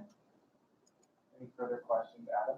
So with respect to the events that you've been planning, and with respect to outreach as a whole, focused on the student rights issues that you were referring to, what role are you looking for the Senate to play in outreach as a whole and with respect to the work that your office is doing? Yeah, that's a really good question. And that's why I kind of wanted Chanel to put out that survey, because I think that in the past, there's definitely been like underlying tension or just like the Senate and the executive office, like specifically the president, who like that's the position that's in charge of advocacy, which is also what the Senate does, like in my mind, legislative advocacy. Because I wanted to see if there were opportunities or specific things that senators wanted to work on advocacy-wise, like together. I mean, I think in terms of like the Senate, like one thing like that I really appreciated, like I said, was just like senators coming out to these events, because I think it's really important just to have senators there representing the students that they were elected to serve. In that sense, like when you show up to an event as a senator, not only are you giving your input, but hypothetically you're giving the input of the entire body that you serve. Like that large senators, that's 7,000 plus students, right? So I think that's one thing that's really important. And in terms of like senators, like specifically, if anyone has any specific advocacy ideas, and like I know that we've had a lot of kind of like legislation and bills on like internal reform, which is also great. That's awesome. I think that's something that, to be completely transparent, like I'm less focused on, and I'm more focused on like external, like university resources reform. Like if anyone is interested in collaborating on that, whether it be like a bill or if you want to hold some type of event, I'm always happy to talk about it. Like I love events, I love programming, as you can tell. So something I'd love to do together. But yeah, definitely just like showing up, like posting on social media, like writing legislation, I think. Yeah, great. Thank you. Any further questions, Curtis? And you said November 18th is the day, let's hold formal round. Yes, yes. What the Facebook event should be coming out soon, and then I'll invite everyone to it. So yeah. Any further questions? Seeing none, thank you. Well, first, welcome to the new senator-elects. Congratulations on your victory. And then second, Bill 1819-011, which is the Finance Committee and Policy Books Bylaw Amendments, was signed. That was signed 2 weeks ago, as was Directive 1819-003, which transfers funds from SG General to Bill. Senators Perez, Henry, and Menashe were all suspended. They didn't appeal their suspension, so they've been removed from the Senate. And Senator Parker Butler resigned, and I have a statement here regarding his resignation. I'll go ahead and read it for the record. For being the chair of the Ad hoc Dining Committee to advocate for changes to the Student Government Conduct Code with former Senator Annalisa Jenkins, to being selected by President Fernandez to be Student Government Representative on the Request for Proposals Dining Committee, to spending my summer serving on the dining project team with President Chen and successfully replacing Aramark and Chartwells after a lengthy and intensive selection process, to amending the SG Constitution twice, the first constitutional amendment since 2012. I am proud of the reforms I have accomplished in SG and the school as a whole. I have made the most of my position. While I will no longer be a member of this body, I will continue to advocate and get changes accomplished as Chief of Staff to Vice President Burgess. As we all know, SG continues to need major structural and cultural changes, and I will be right alongside everyone in that pursuit as we head into next semester and beyond. Best of luck to all, and stay motivated and stay engaged. So that's my report. Are there any questions for me? All right, seeing no questions. move on. Now to reports from committees, we'll hear from the Standing Committee on Campus and Student Life. We had a meeting earlier today in the Senate office at 12:30 p.m. Myself and Jeremy Preston, co-vice chair, Ms. Cara. We also had Mulan, vice president, and Colin, the founders week director there. We talked about Founders Day and Founders Week. Potentially asked, so the question I posed to everyone in this room is challenge yourself to ask, especially the first year students, what, I mean, you don't have to answer this right now, but think about what does Founders Day, what does Founders Day Ball celebrate? What does Founders Week celebrate? What events do you think will be going on for the first year students who haven't gone through a Founders Day Ball or Founders Week? And, and what Colin and Mulan, agreed with is that it acknowledges our founding, it continues tradition, and it brings everyone together celebrating AU together as one AU. And when it comes to potentially rebranding Founders in the future, not only do we have to get the student government on board, but also the university, since there's a Founders Day challenge, there are Founders Day games, we need to make sure that everyone is on the same page. I will be talking with university administrators who are involved with, Founders Day, the ball, the week, and everything surrounds that. So that is what the committee went over. We also, asked ourselves, what are our peer institutions doing around the DC, Maryland, Virginia area? There are similar events. Does the name of Founders Day Ball and Founders Week reflect, the actual programming and the meaning and the intentions of the ball and the week? Also, we discussed about the $135,000 that goes to Founders Week from the budget allocation, the budget advisory committee or allocation, the BAC, and how the website doesn't reflect that the $135,000 is pulled from the club council, from student media, and from student government. So some clarity on the website would be a very transparent and open way to make sure that the student body knows where its student activity fee is going.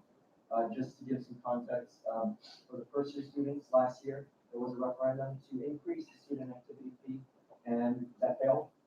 And, students want to make sure that their money is going to the right programming events. And it's our job as a student government to make sure that they know where their money is going.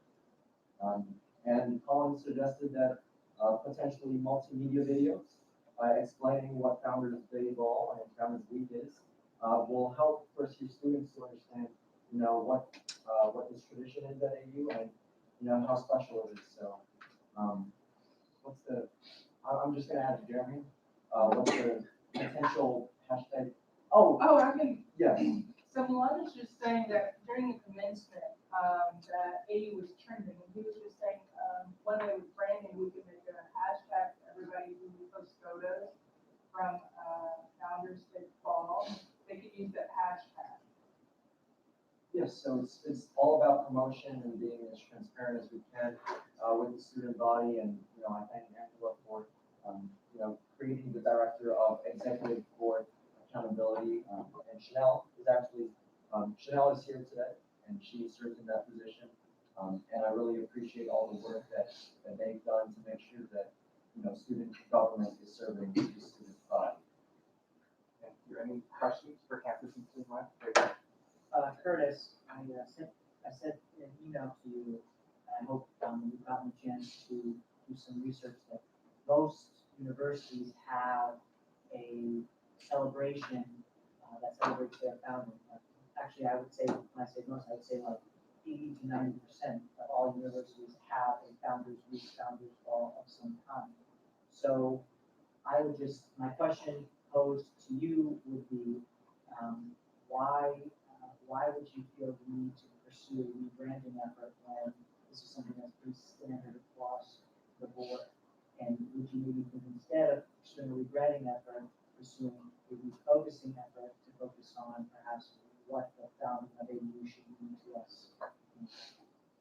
Yes, those answers will come from me speaking with university officials. And also, you know, in terms of rebranding Founders Day, what sparked the question was, you know, I did send an email,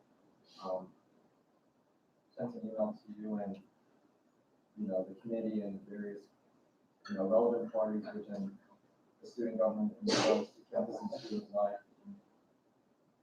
I sent an email saying, you know, referencing all the articles from the Eagle about, you know, what the cost of tradition is. And, you know, when it comes to Founders Day Ball, I've done the research on, you know, what the university has posted, you know, on its official communications about what Founders Day Ball and what the Founders Week celebrations entail, what the mission, what the values, the purpose of Founders Day Ball and Founders Week. When it comes to potentially, complicated history when it comes to the founders of AU, we're talking about the people, not the programming for the AU community. In regards to the name of Founders Day celebrations, do we use an apostrophe S? Do we not use an apostrophe S? Do we say? You're going off of what I asked you. I'm actually going to reclaim my time because I said to you just very clearly, I'm just asking a simple yes or no. Instead of it being a rebranding, would you consider thinking about focusing on a refocusing effort to include more about the history? Because like I have said to you, and like I have encouraged you to research, most big universities have an event that celebrates their founding. So instead of a rebranding, instead of focusing on costs and this and that, perhaps you would think about a refocusing that includes talking about some of the history that is problematic that we all have discussed here collectively. That's all I'm asking. And it's a simple yes or no. Refocusing includes rebranding. I disagree. Any further questions for Kathy? Yeah, I just want to make myself available to you if you want to do stuff about the budget page or budget transparency in general. Here I am. Any further? I know I'm not on that committee, but I too, as well as you, I'm not the budget side, but the business side. Any further questions? Move on. So I just came from Founders staff meeting, which is why I had to step out. So this is what you just asked a question. Sorry, is this like question period time? Yeah. Okay, so I'll attach a question. So I think when we look at the rebranding efforts for Founders, I don't know if it's been brought up, but there's just other stakeholders in place when it gets into this kind of conversation that like similarly like how it is Wonka-Beer, like if we wanted to rebrand like Wonka-Beer and like call it like I don't know like American University, like I don't know like Person of the Year, like there's just other there's just other like offices that like go into this like alumni development relations, like so when we're looking at Founders and like rebranding, like there is also like the conversation that has to happen with like athletics revolving around the Founders, like day game, like looking at alumni and development relations in terms of like their marketing and their Founders like giving that they do the week leading up to the ball. So there's just other stakeholders in terms of like we can't just say okay we want to change the name without affecting like how the university operations are, especially when they look at long-term scale things like this. Like when I was in a meeting with Kevin about Wonka-Beer, like the University Marketing Communications is already looking at Wonka-Beer for other years than just this current school year. So that's the same method that happens with Founders. Like they're looking at Founders in other years, especially like the partnerships with the Smithsonian museums as well for future years. So my question in all of that is, would you agree that we just need to have this conversation as not just saying, oh, we're going to reform and like redesign them without like looking at how it affects other university budgets? Yes, and I said earlier that yes, I agree that everyone, both the student body, members of the student government, and also university officials should all be in this conversation. I got the conversation started, and I will continue the conversation with university officials and all relevant parties in regards to potentially rebranding and reforming and, you know, whatever you like to call it, of the Founders Day celebration. Any further questions, Madam? Perhaps the comptroller could speak to this, but with respect to Senator Ryan's question about why we might choose to partake in rebranding Founders Week with respect to its name, if I'm not mistaken, it seems that the major reason we would be considering rebranding is the complicated race relations regarding those who donated the land for the university, which is in no small part related to the fact that the major landowner was a slave owner.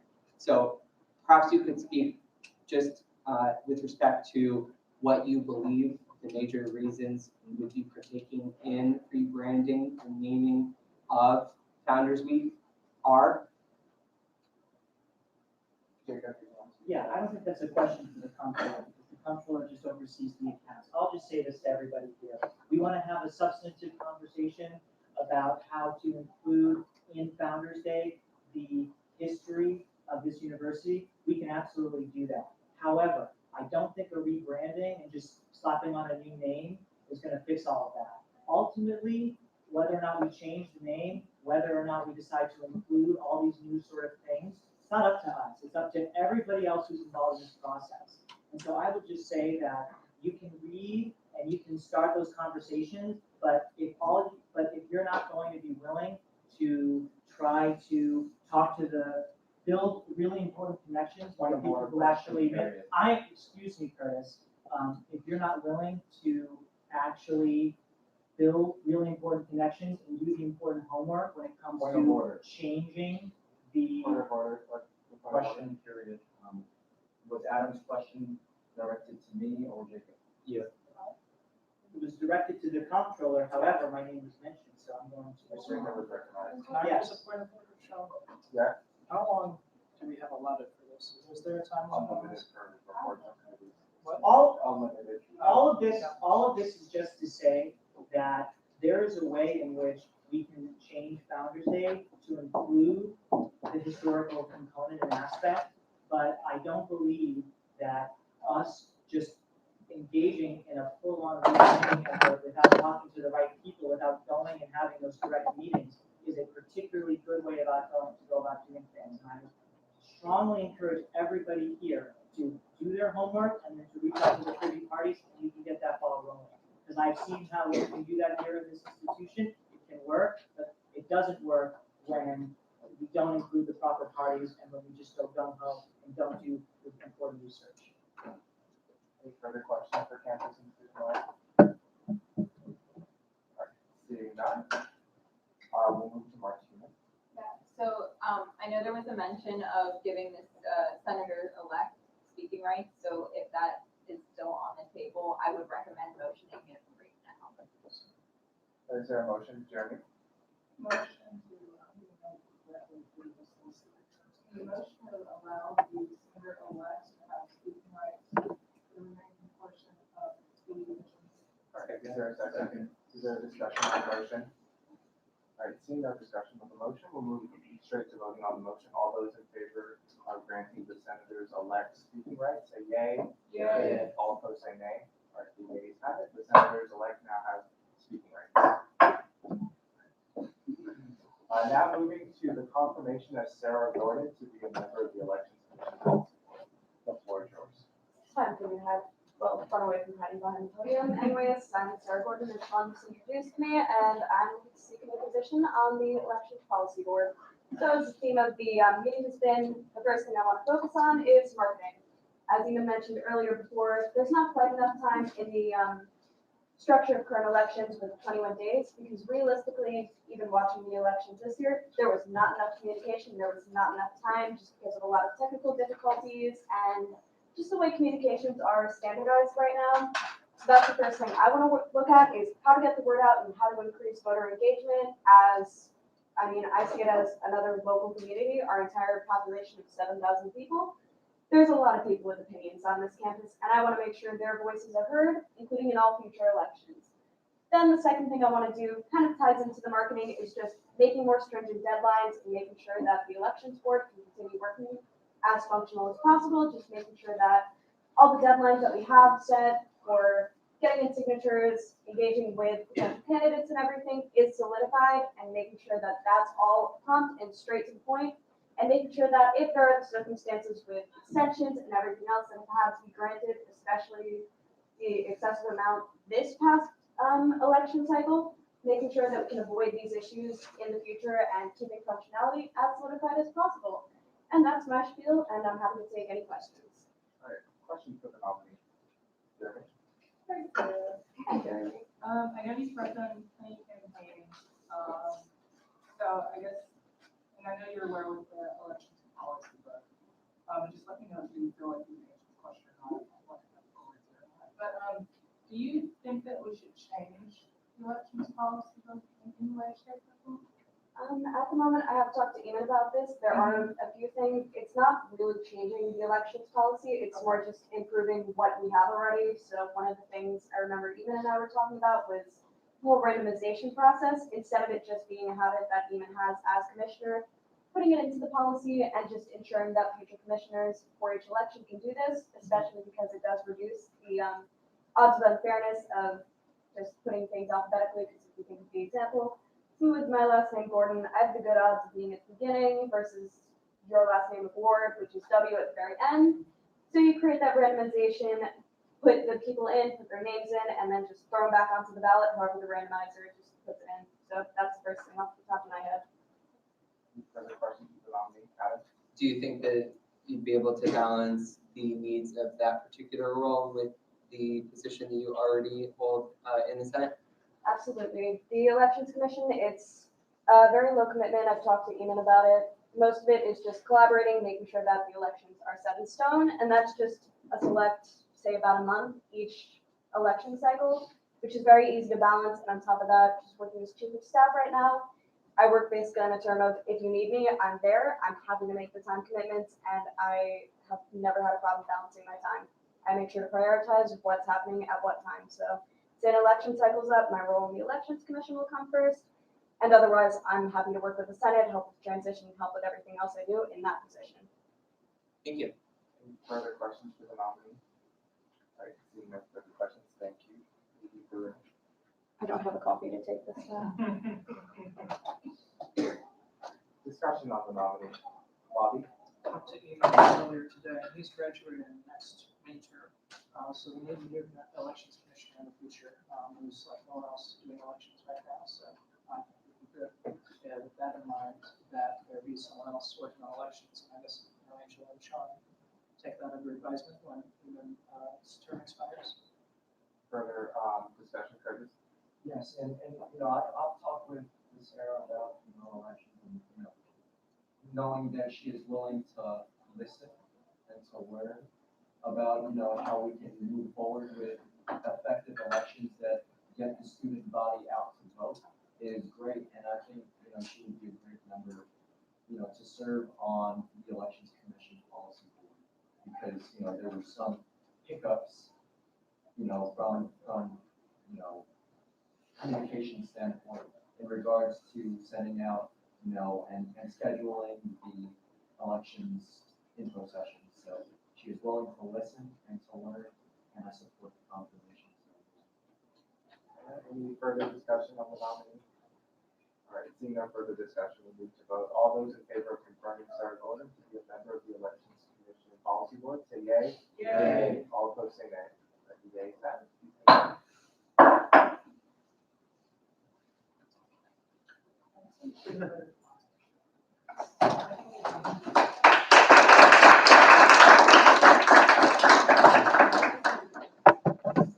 Moving to the consideration of referendum 1819-005, a referendum to reform the AUSG government legislative branch. The sponsor, like to speak? So in regards to, you know, the legislative branch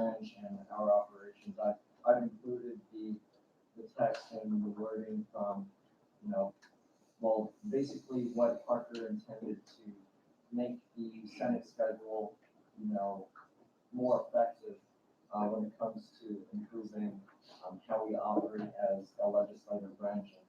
When it comes to the legislative branch of student government, it's not Article 1 for no reason. It's because, we serve on behalf of the student body. So when it comes to the text in Article 1, Brian sent out a memo regarding, the composition of the potentially new Senate, which would include, practically, it would stay intact, except that, 10 students would serve from a combined constituency of the junior and senior class. And, I like how Wayne and 4 other members, and Katie, shout out Katie, for running, and Shannon, right, Shannon too. Shout out Shannon too, for running.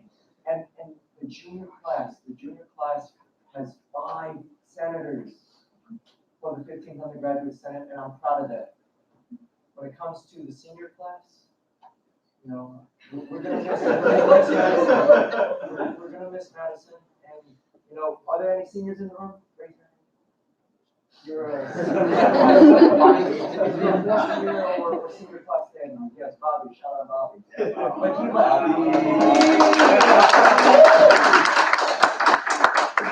Bobby left to serve on the e-board as our comptroller, which he's doing a good job at his e-board position. So when it comes to getting upperclassmen involved, the junior class is covered, but by combining the junior and senior class constituency, it would allow for junior and senior students of that standing, of that class standing, to get any upperclassmen to sign their petition and to get on the ballot, because it's hard. And I would ask the junior class senators in the room, or those of the junior class standing, and ask them about when we're discussing this referendum, to get them to ask, answer questions about how hard it was for them to get 50 signatures for for their position to just get on the ballot. And we want to make student government and the Senate in particular very accessible to upperclassmen, especially with their experience and their knowledge of the institution, both potentially in student government and elsewhere.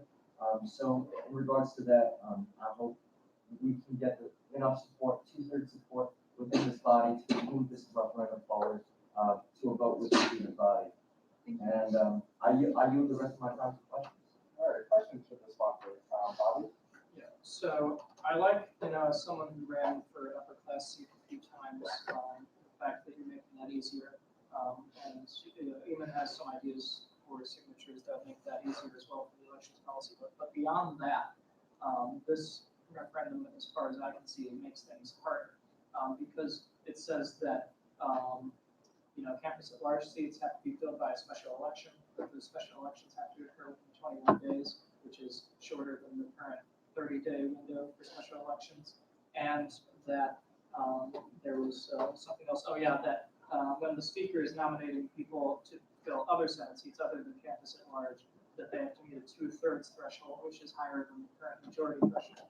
So I'm wondering, what is the wisdom in making the Senate harder to fill, considering that we, especially at the beginning and the end of the term, the Senate already has such a hard time functioning at the most fair level? Yes, I'm willing to make that amendment to revert back to the 30 days, which is enough time for Iman or the elections commissioner to move forward a referendum. So and for special elections. So in regards to that, I move to change the section 7. Article 1, Section 7. I think, as a point of order, we gotta wait till discussion. Or sure. We'll wait for that, but I'm willing to amend it. And also when it comes to 2/3 of the Senate approving and to confirm a senator, it's a high threshold because we have high standards in this body. And when it comes to confirming senators, we have done that unanimously for the past consecutive, confirmations. So when it comes to, a majority or a two-thirds, two-thirds gives, much confidence to whoever we're confirming. And it makes Sean think twice about, should I move this appointee or should I appoint this person to serve at large?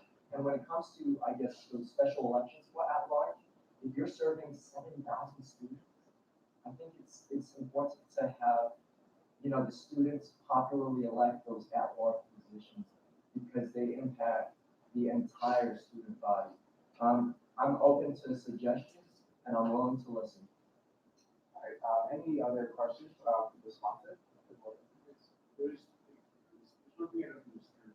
So if there was this special election was to happen, would the senators at large just to elect them last week? There's another election 2 months from now. I mean, that's a question for the parliamentarian and the judicial board chair. Yeah. If this special election was to happen, would the senators which just were elected last week would have to face an election 3 months from now? So if a Senate, so if a campus at large seat becomes open and a special election has to happen. So yeah, if the campus at large seat opens up, then 20 election after 21 days, the people who are already in campus at large seats don't even run for re-election, just for that one seat. Right, and Eduardo, that was a perfect question because, when it comes to, I guess the Senate term, it's a calendar year now. It's from January to December. And, for example, let's say if, someone transfers out or if a senator-elect for the campus at large, does not want to fulfill the position anymore, then, a special election would be the most fair way for the student body to elect, someone new because, appointing is a different story. So, we're a body that's for the people, by the people. All right, third question has elapsed. Are we moving, are we moving into discussion? Yeah, we're now discussion. Okay, is there a motion? All right, seeing no motion, we'll move straight into discussion. Okay, just for the speakers elected, or the senators elected, you guys have speaking rights, but you cannot vote and you can't motion, just to make that clear. All right, so we're in discussion, Jacob? I understand what you're trying to do first, but I just don't believe that having the administration of special election for a senator for the campus at large seat is a particularly good idea because special elections already have a really small turnout rate, and I just worry that it's like people are going in and out and in and out and in and out, and it just is going to make the job of the elections commissioner harder. So if you were to amend it, if you were to amend this legislation and take that part out, I would vote for it. But right now, I'm not supporting it. All right, further discussion, Brian? Just from I think this is my folks, I wanted to say it for now, just from a J board perspective, Article 9, IX right there. The last sentence, the undergraduate senate shall hold members of the student government accountable for misconduct or violating the rules by sanctioning, suspending, or removing the from student. Sorry. J board looked at that and we have pondered whether that phrase takes the responsibility of adjudicating issues and violations from J board to the Senate, and there's no problem with that. That is perfectly allowed because the Constitution for J board just says we're an interpretive body. We're meant to be the final say on the government documents. It doesn't say we're to adjudicate problems. That came from further legislation in the bylaws and in the register. So if, again, we're not saying you should or shouldn't adopt this, but if this were to be adopted and ratified, there would be a legitimate question as to who adjudicates problems and who holds hearings for issues and things like that. So I think that's a legitimate question. Katie? Yeah, so just a couple of questions about this. I generally like the idea of, making it easier to elect upperclassmen. One thought that has been tossed out in the past has been lowering the signature threshold for candidates rather than making it a binding constituency.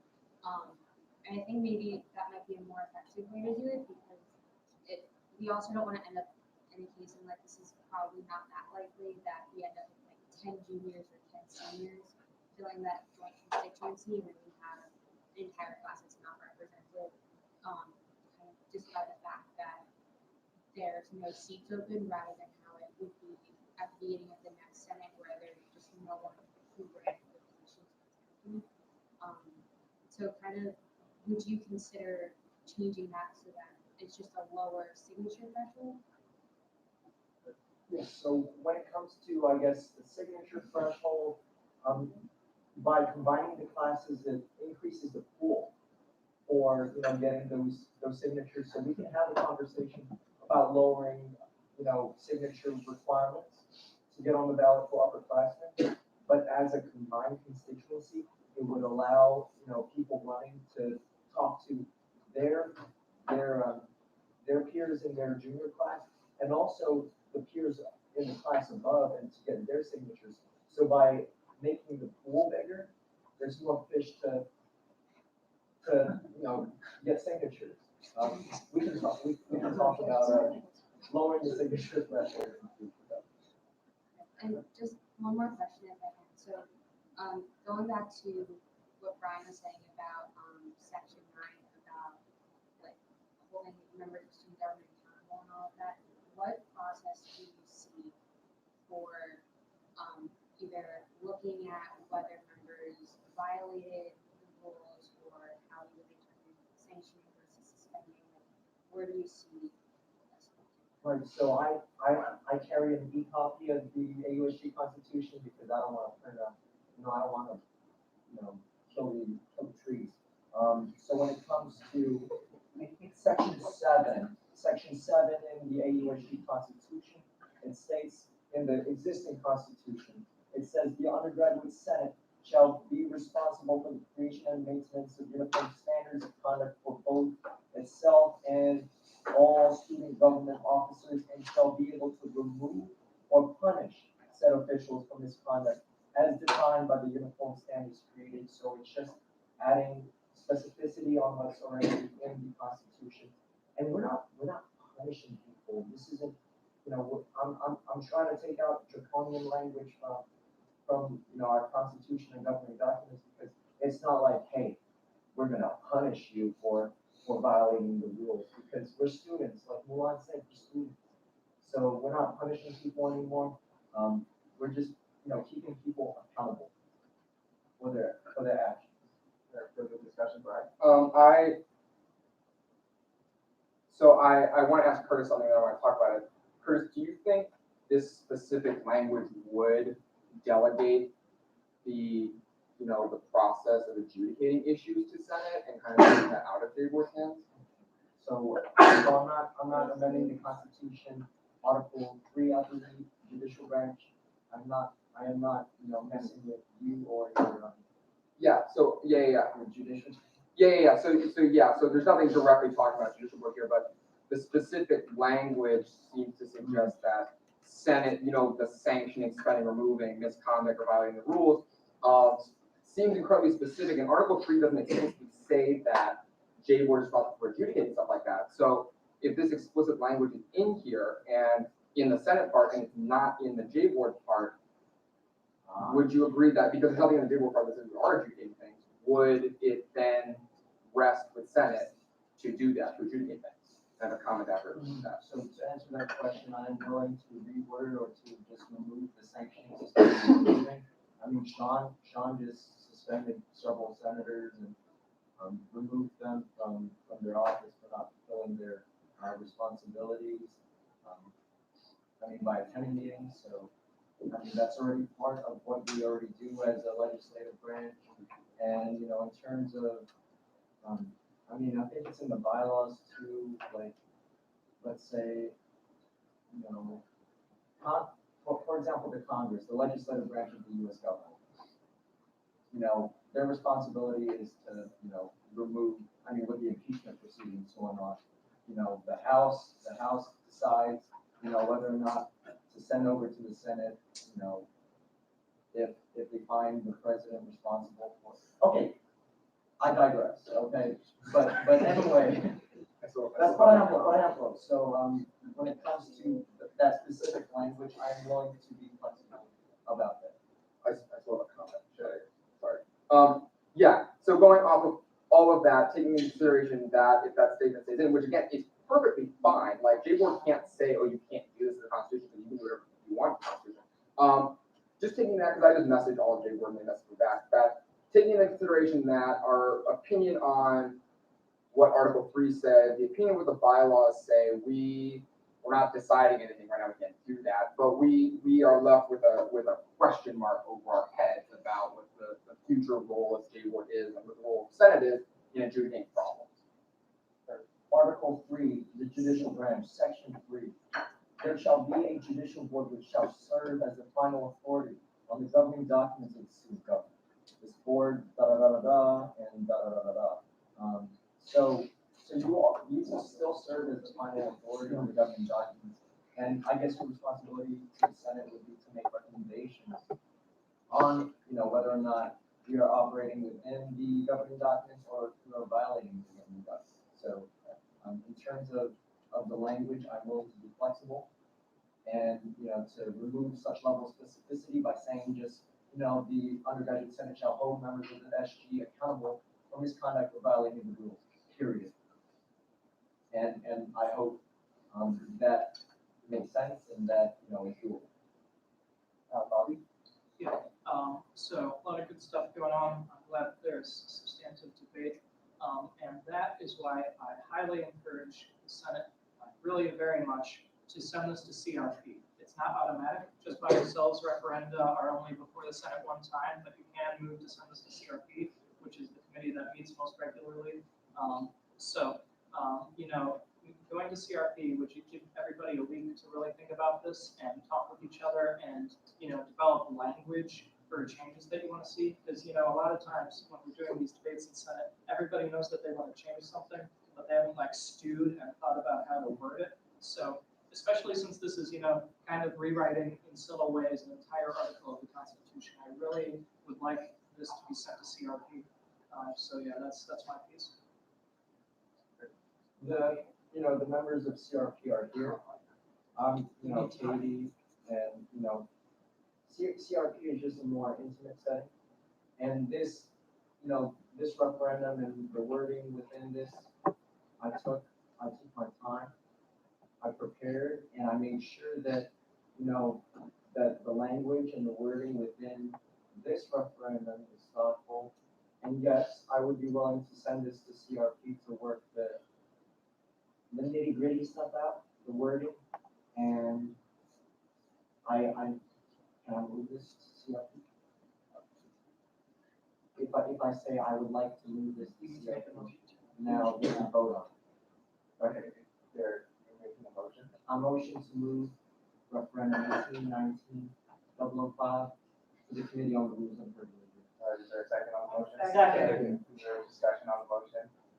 All right, seeing no discussion, we move straight to vote on the motion. All those in favor of the motion to refer referendum 1819-005 to CRP, say yay. Yay. All those opposed say nay. All right, the ayes have it. Refer to CRP. All right, now moving to the consideration of Bill 1819-012, a bill to establish the American University Student Government Accountability Office. Is the sponsor like to speak? Yes. So when it comes to accountability of the student government, I really appreciate Angela for establishing the position on executive board accountability, and for Chanel to, to serve in that role and to serve it well. And when it comes to members of student government keeping itself accountable, that's one thing. But the student body deserves to have a voice when it comes to, I don't want to get involved with SG, but I want to make sure that SG is working on behalf of the student body. And, I know one could say, oh, that's J-Board's job, but J-Board doesn't actively go out and say, hey, CRP, or hey, E-Board, or hey, Judicial Board, are we doing our job, And when it comes to keeping everyone accountable, there is, internal accountability, but there is also, external accountability when it comes to people looking from the outside in and to see, oh, student government is, spending a lot of money here. What recommendations can we make to, to say, hey, student government, maybe you should, pull more money here instead. Or they wouldn't have any binding policy decisions because that is up to the legislative branch and its elected officials. So when it comes to this bill, and make sure that, we are keeping, we're not keeping ourselves accountable, but we're making sure that the student body, also, looks at the job that we're doing and then says, hey, these are the improvements or these are our suggestions to you for policy or for, any advocacy initiatives, programming. It could be anything you want. So our student government strives to serve the student body in the best possible way. And when you have someone that's not even involved with student government, I have a lot of, people who come up to me and say, hey, what are you doing in student government? And I tell them what we're doing.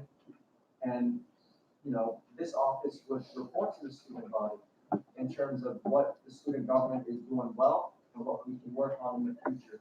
So Article 14 potentially has a lot of potential when it comes to making sure that the student body is looking at us from the outside versus us looking at ourselves from the inside. Because I've seen a lot of infighting. I've seen a lot of judicial board actions. I've seen a lot of cases, against, members of the student government from within. And when we are not strong within our student government, it's, it really falls apart. So I really hope that, where's Bardo? I know you was thinking of having an internal mixer instead of, an external mixer with the student body in terms of making sure that, we're all good with each other. So, I hope we can have a nice discussion about this accountability office. All right. We'll take questions now for the sponsor. Noah. Oh, you're recognized. You're recognized. Yeah. So I would say I appreciate the idea of creating accountability, but I do think, in contrast to the current existing accountability office, you have with Chanel, this is the one-person appointed position, while you are asking for a 9-member elected position. I just don't know how feasible it is to get 9 people willing to run, to get 9 people elected when we already have, like you said, vacancies in the Senate, and then like I myself, I'm serving multiple positions in student government. I just don't know if it's feasible or realistic to get 9 people to run and be elected in this accountability office. And I also don't think they would be perceived as being separate from student government if they're being elected in a student government election. There just seems to be, they don't seem to be. The election is only a means to, for the student body to say, hey, these are people who are not involved with student government that should, that are wanting to, keep student government elected. They would not report to Angela like Chanel does. Chanel reports to Angela. And, Chanel is, the technical title is Executive Board Accountability. So it keeps the Executive Board accountable. Within the Student Senate, Student Government Undergraduate Senate, we got Katie. We got Katie as the chair for the Committee on Accessibility, Transparency, and Accountability. That's internal. And also, okay, I'm going to stop there because there's a lot of questions. But when it comes to the 9 members, I agree. I'm going to amend this to include there should be at least 3 people elected, no more than 9. So 3 people, that's how small the judicial board was at one time. So I hope that solves the problem of, are there going to be 9 people running for the SGAO office? Part of it, and then just follow-up question. Is there, I don't see the reasoning behind this, is there the accountability gap that our current accountability office is not fulfilling, as well as the work of state, the entire student media, which I feel is they're really just to hold us accountable for what we do. Are they not fulfilling? Right. So Katie, Chanel, Brian, they're doing a great job. But that's from within student government. I hear students, a lot of students over my past, years at AU saying that student government isn't doing enough. Student government is doing things the wrong way. And to have people to make official recommendations from the Student Government Accountability Office, it would be a way for people from the outside to be looking in and saying, hey, this is what we recommend for student government to do. These are the suggestions we have for student government. Internally, we're doing a great job. Externally, you could say that I'm keeping myself accountable by holding, office hours and and showing up to meetings. But that's self-accountability. That's me keeping myself in check from the inside. But imagine if order, yeah, just to keep it relevant. Right. So I'm just saying this would establish an external body that looks at the student government within, what the student government is doing. So it's someone from the outside looking in, making recommendations, making suggestions. Sure.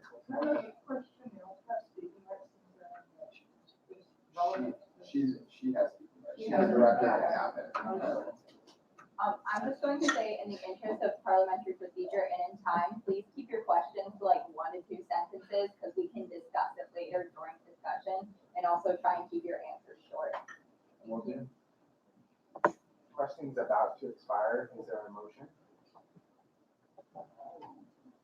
Seeing no motion, we're in discussion. Is it one of our? Oh, discussion, yeah. All right, we're in discussion. Oh, yeah, point of order. I don't think there's discussion needed. You're not voting on it right now. Give us a second.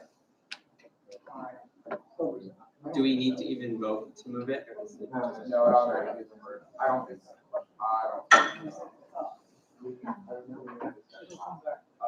Yeah. Work legislation, yeah, no, it doesn't say. You can waive first reading right now, but if there's no discussion on it. Okay. So without objection, this will be referred to CRP. Alright, so moving to old business, seeing no old business, we'll move to public comment. Any member of the public wishing to speak at this time? Okay, seeing no public, we'll move to the good of the order, any executives for the order if you want. So, moving forward, because, I'm not allowed to mention my thoughts about the referendum, that's the rules. Oh, yeah. Okay. Oh, yeah, yeah. Oh, I can? Yeah. Perfect. I don't think that, and this goes back into what Jacob was saying earlier when I came at the tail end, I think there are just not homework and conversations that are being done when we are looking at these things. Not once did Chanel know about this accountability office legislation. I had to just send it to her just now. And what it seemed like is like, okay, she's about to lose her job because there's about to be like an office that is created. So, hold up. The thing I have is with all these referendums is that I felt personally, this is me personally as vice president, I felt like I was tossed these referendums on this week. And every time I gave an idea, it was like, okay, great, I'm going to change that. So the fact that it's like, that it's not like this person is like standing like very still in there, like reference saying, okay, I'm not going to change, I'm going to stand by this. Like Curtis was very quick to be like, okay, yellow like 9, I'm going to change it to 3. So I think when we're looking at these referendums going into next week, we just have to realize that like, there just needs to be more conversation because like, I'm all for accountability, I ran on it, all of us executives ran on it, but I don't think like saying that we're going to have 9 people outside of student government be elected to this body that subsequently they are going to then be student government members. Like if they give a recommendation, like for me when I first saw this, it kind of just seemed like J-board, like we're making another body of J-board. I don't know how to tell the difference because right now it's blurred lines. I've been student government for 3 years and like J-board has always been a blur to me in like the things that they do, but like Brian has been doing a good job of like making it more like actually like for us to understand what they do. But this just seems like very much borderline what J4 does, and like I'm all for students' input. Like there just has to be another way than having 9 people that like we barely can even get a full 30 Senate body that we are constitutionally like supposed to have. So that's just my thoughts about it. Like I'm not saying I don't agree with the work that Curtis does. I think he does great work in his body. I just think that conversations need to be had, and we just need to think about tangible points. Is there an issue with the way accountability is now, then like, let's have that conversation, but to just like reform just for the sake of I want to reform, I don't appreciate that. And if I was a member in undergraduate senate, I would vote no.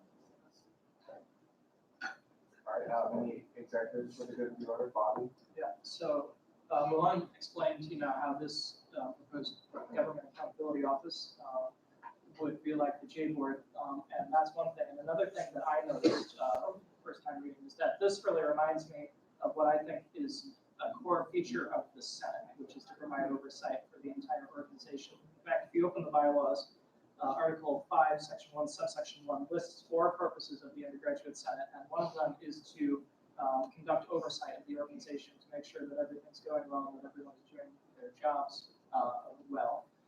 So when I look at the proposal for this government accountability office, the specific things that we would be doing are things that I would really like the Senate to be doing, to put out reports and issue recommendations about how the organization can work well. I spent a lot of time last year writing a large such report about our finances, and I think that was one really good thing that the Senate did last year. So I would really not like to see the Senate delegate its oversight authority. I think the Senate should just get better at doing oversight itself. So that's my thoughts on the referendum. I would like to thank the 3 senators-elect who came today. The purpose of why we have this new transition period this year from previous Senates is that so people can come and gain some exposure to the organization before they start doing things. So thank you guys for doing that. And lastly, I will be saying this regularly until the second meeting of the 15th Senate. But if you are interested in running for Senate Finance Chair, I would really like to talk to you, to anybody who's interested.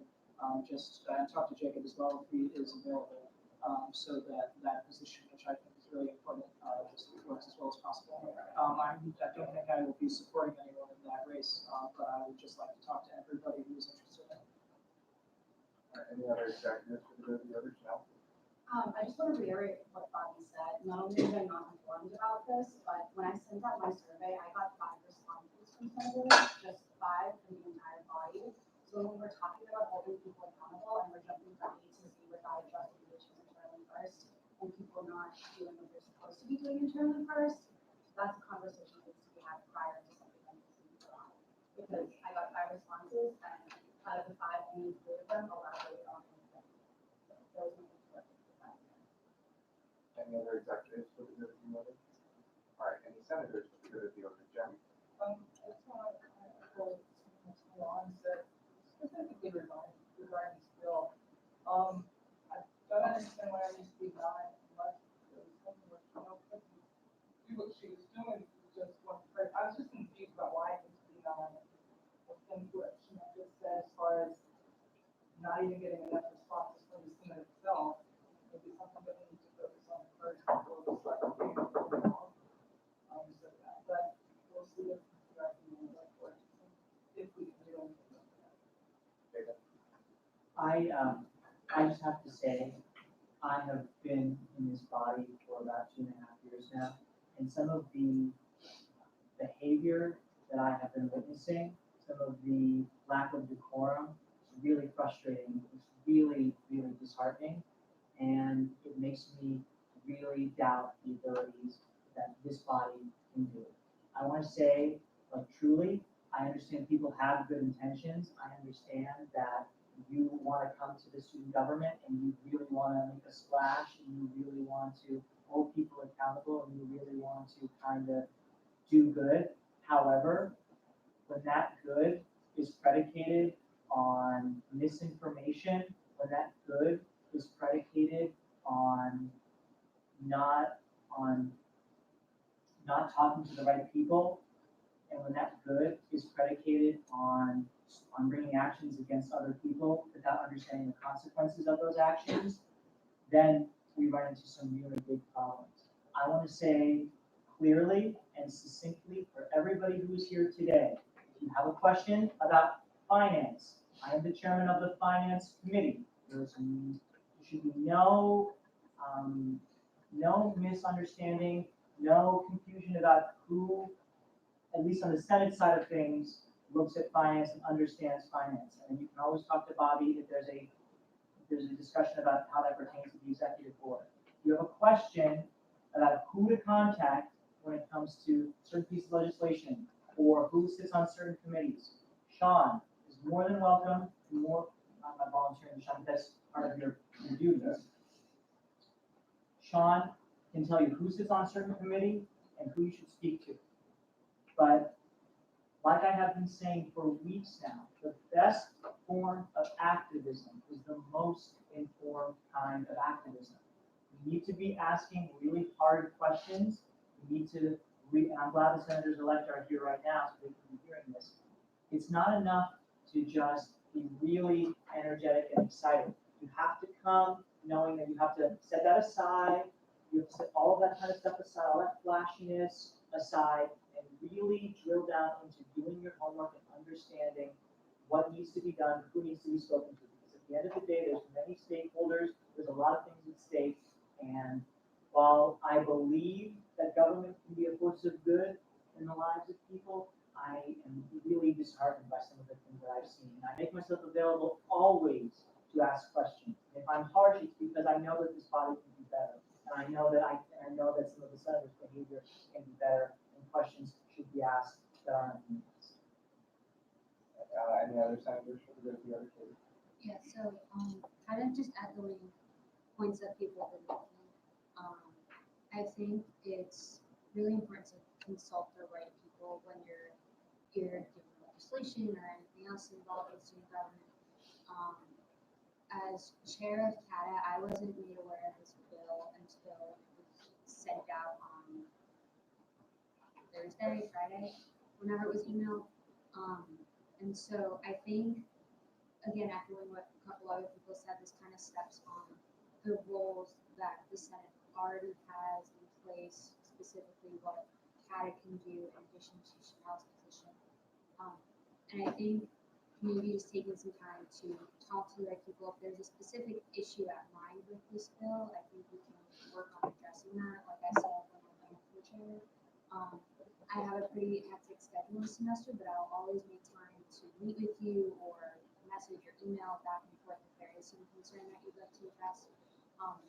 And so just to reiterate that taking the time to speak with the people either directly involved or who might benefit from having discussion about relevant pieces of legislation or relevant actions, I think is really important in looking at what we're doing now, especially moving forward. Any other senator for good of the order? First? Yeah, so, in terms of, everything that, that was covered in this meeting today, like, case, sub, Angela's report on, on a dining forum next week, student government's doing great work. And, internal reform is much needed for this student government. And it's really important to keep ourselves accountable. I actually, am looking at ways to improve, to reform and restructure student government and what we do. This change is coming quite fast for people. And I'm about to slow down this train because the train's going too fast. We're going too fast when it comes to important, referendums, including ones that will restructure, this body, the Undergraduate Senate, and the legislative branch. I'm willing to slow down that train and to make the appropriate stops at, people's office hours. My recommendation for not only executive board members, but also, all members of student government is to make themselves as, available as they can be because we're all students. And, I recommend, I'll be recommending this to James, part of this cabinet, that, we do tweets or we post, like the Senate, like, for example, Angela's holding office hours in the bridge, with Madison and with the student trustee, right? I saw that on social media and I was like, wow, what if we did that every week or if we held consistent office hours every week? and to promote it on social media like that. That's how I found out about it. You know, Angela's office hours with Madison, you know, and Amanda and Benjamin. And it was great because that's one way to keep ourselves accountable and for, you know, to make ourselves accessible and as transparent as we can be. When it comes to the legislative branch, I agree with Brian. And, you know, you know, Martina's recommendations that, you know, that it's the legislative, or someone said this, but it's the legislative branch's responsibility to keep student government accountable, to keep ourselves accountable. So when it comes to, you know, hearing feedback, because I know both pieces of legislation were referred to CRP. I know, you know, it was sent on Friday and you know, and I guess, you know, the people, only 3 minutes. okay. But what I'm saying is, you know, thank you. Thank you for Angela and thank you for everyone to show up. And I look forward to working with Chanel and Mulan and the rest of the executive board in the future on these matters. Any other senators who could be orders? All right, briefly, firstly, welcome all the newly elected or senator-elects, that we guys want to refer yourselves as you heard today, participation and engagement in student government is like the most critical issue we focus on here. So thank you guys all for making the first step, you know, running for office and getting involved, and, you know, looking forward to working with all you guys, so. Good. And secondly, the second point is, you know, just for everyone to remember, I think every single person who spoke so far has made this point about good intentions. And I just really want to like kind of leave us with that, you know, on the close that remember that, you know, why everyone ran for this seat in the first place, or, you know, you chose to be a member of student government. Everyone is really trying to do what I believe what is best for the university and best for the student body. So, you know, in terms of decorum and actions of the senators, you know, have that always on the back of your mind, why your fellow peers are here and what they're doing here. So, thank you. Any other senators with the good of the order? All right, well, thank you everyone for coming and for your substantive discussions. Be on the lookout for the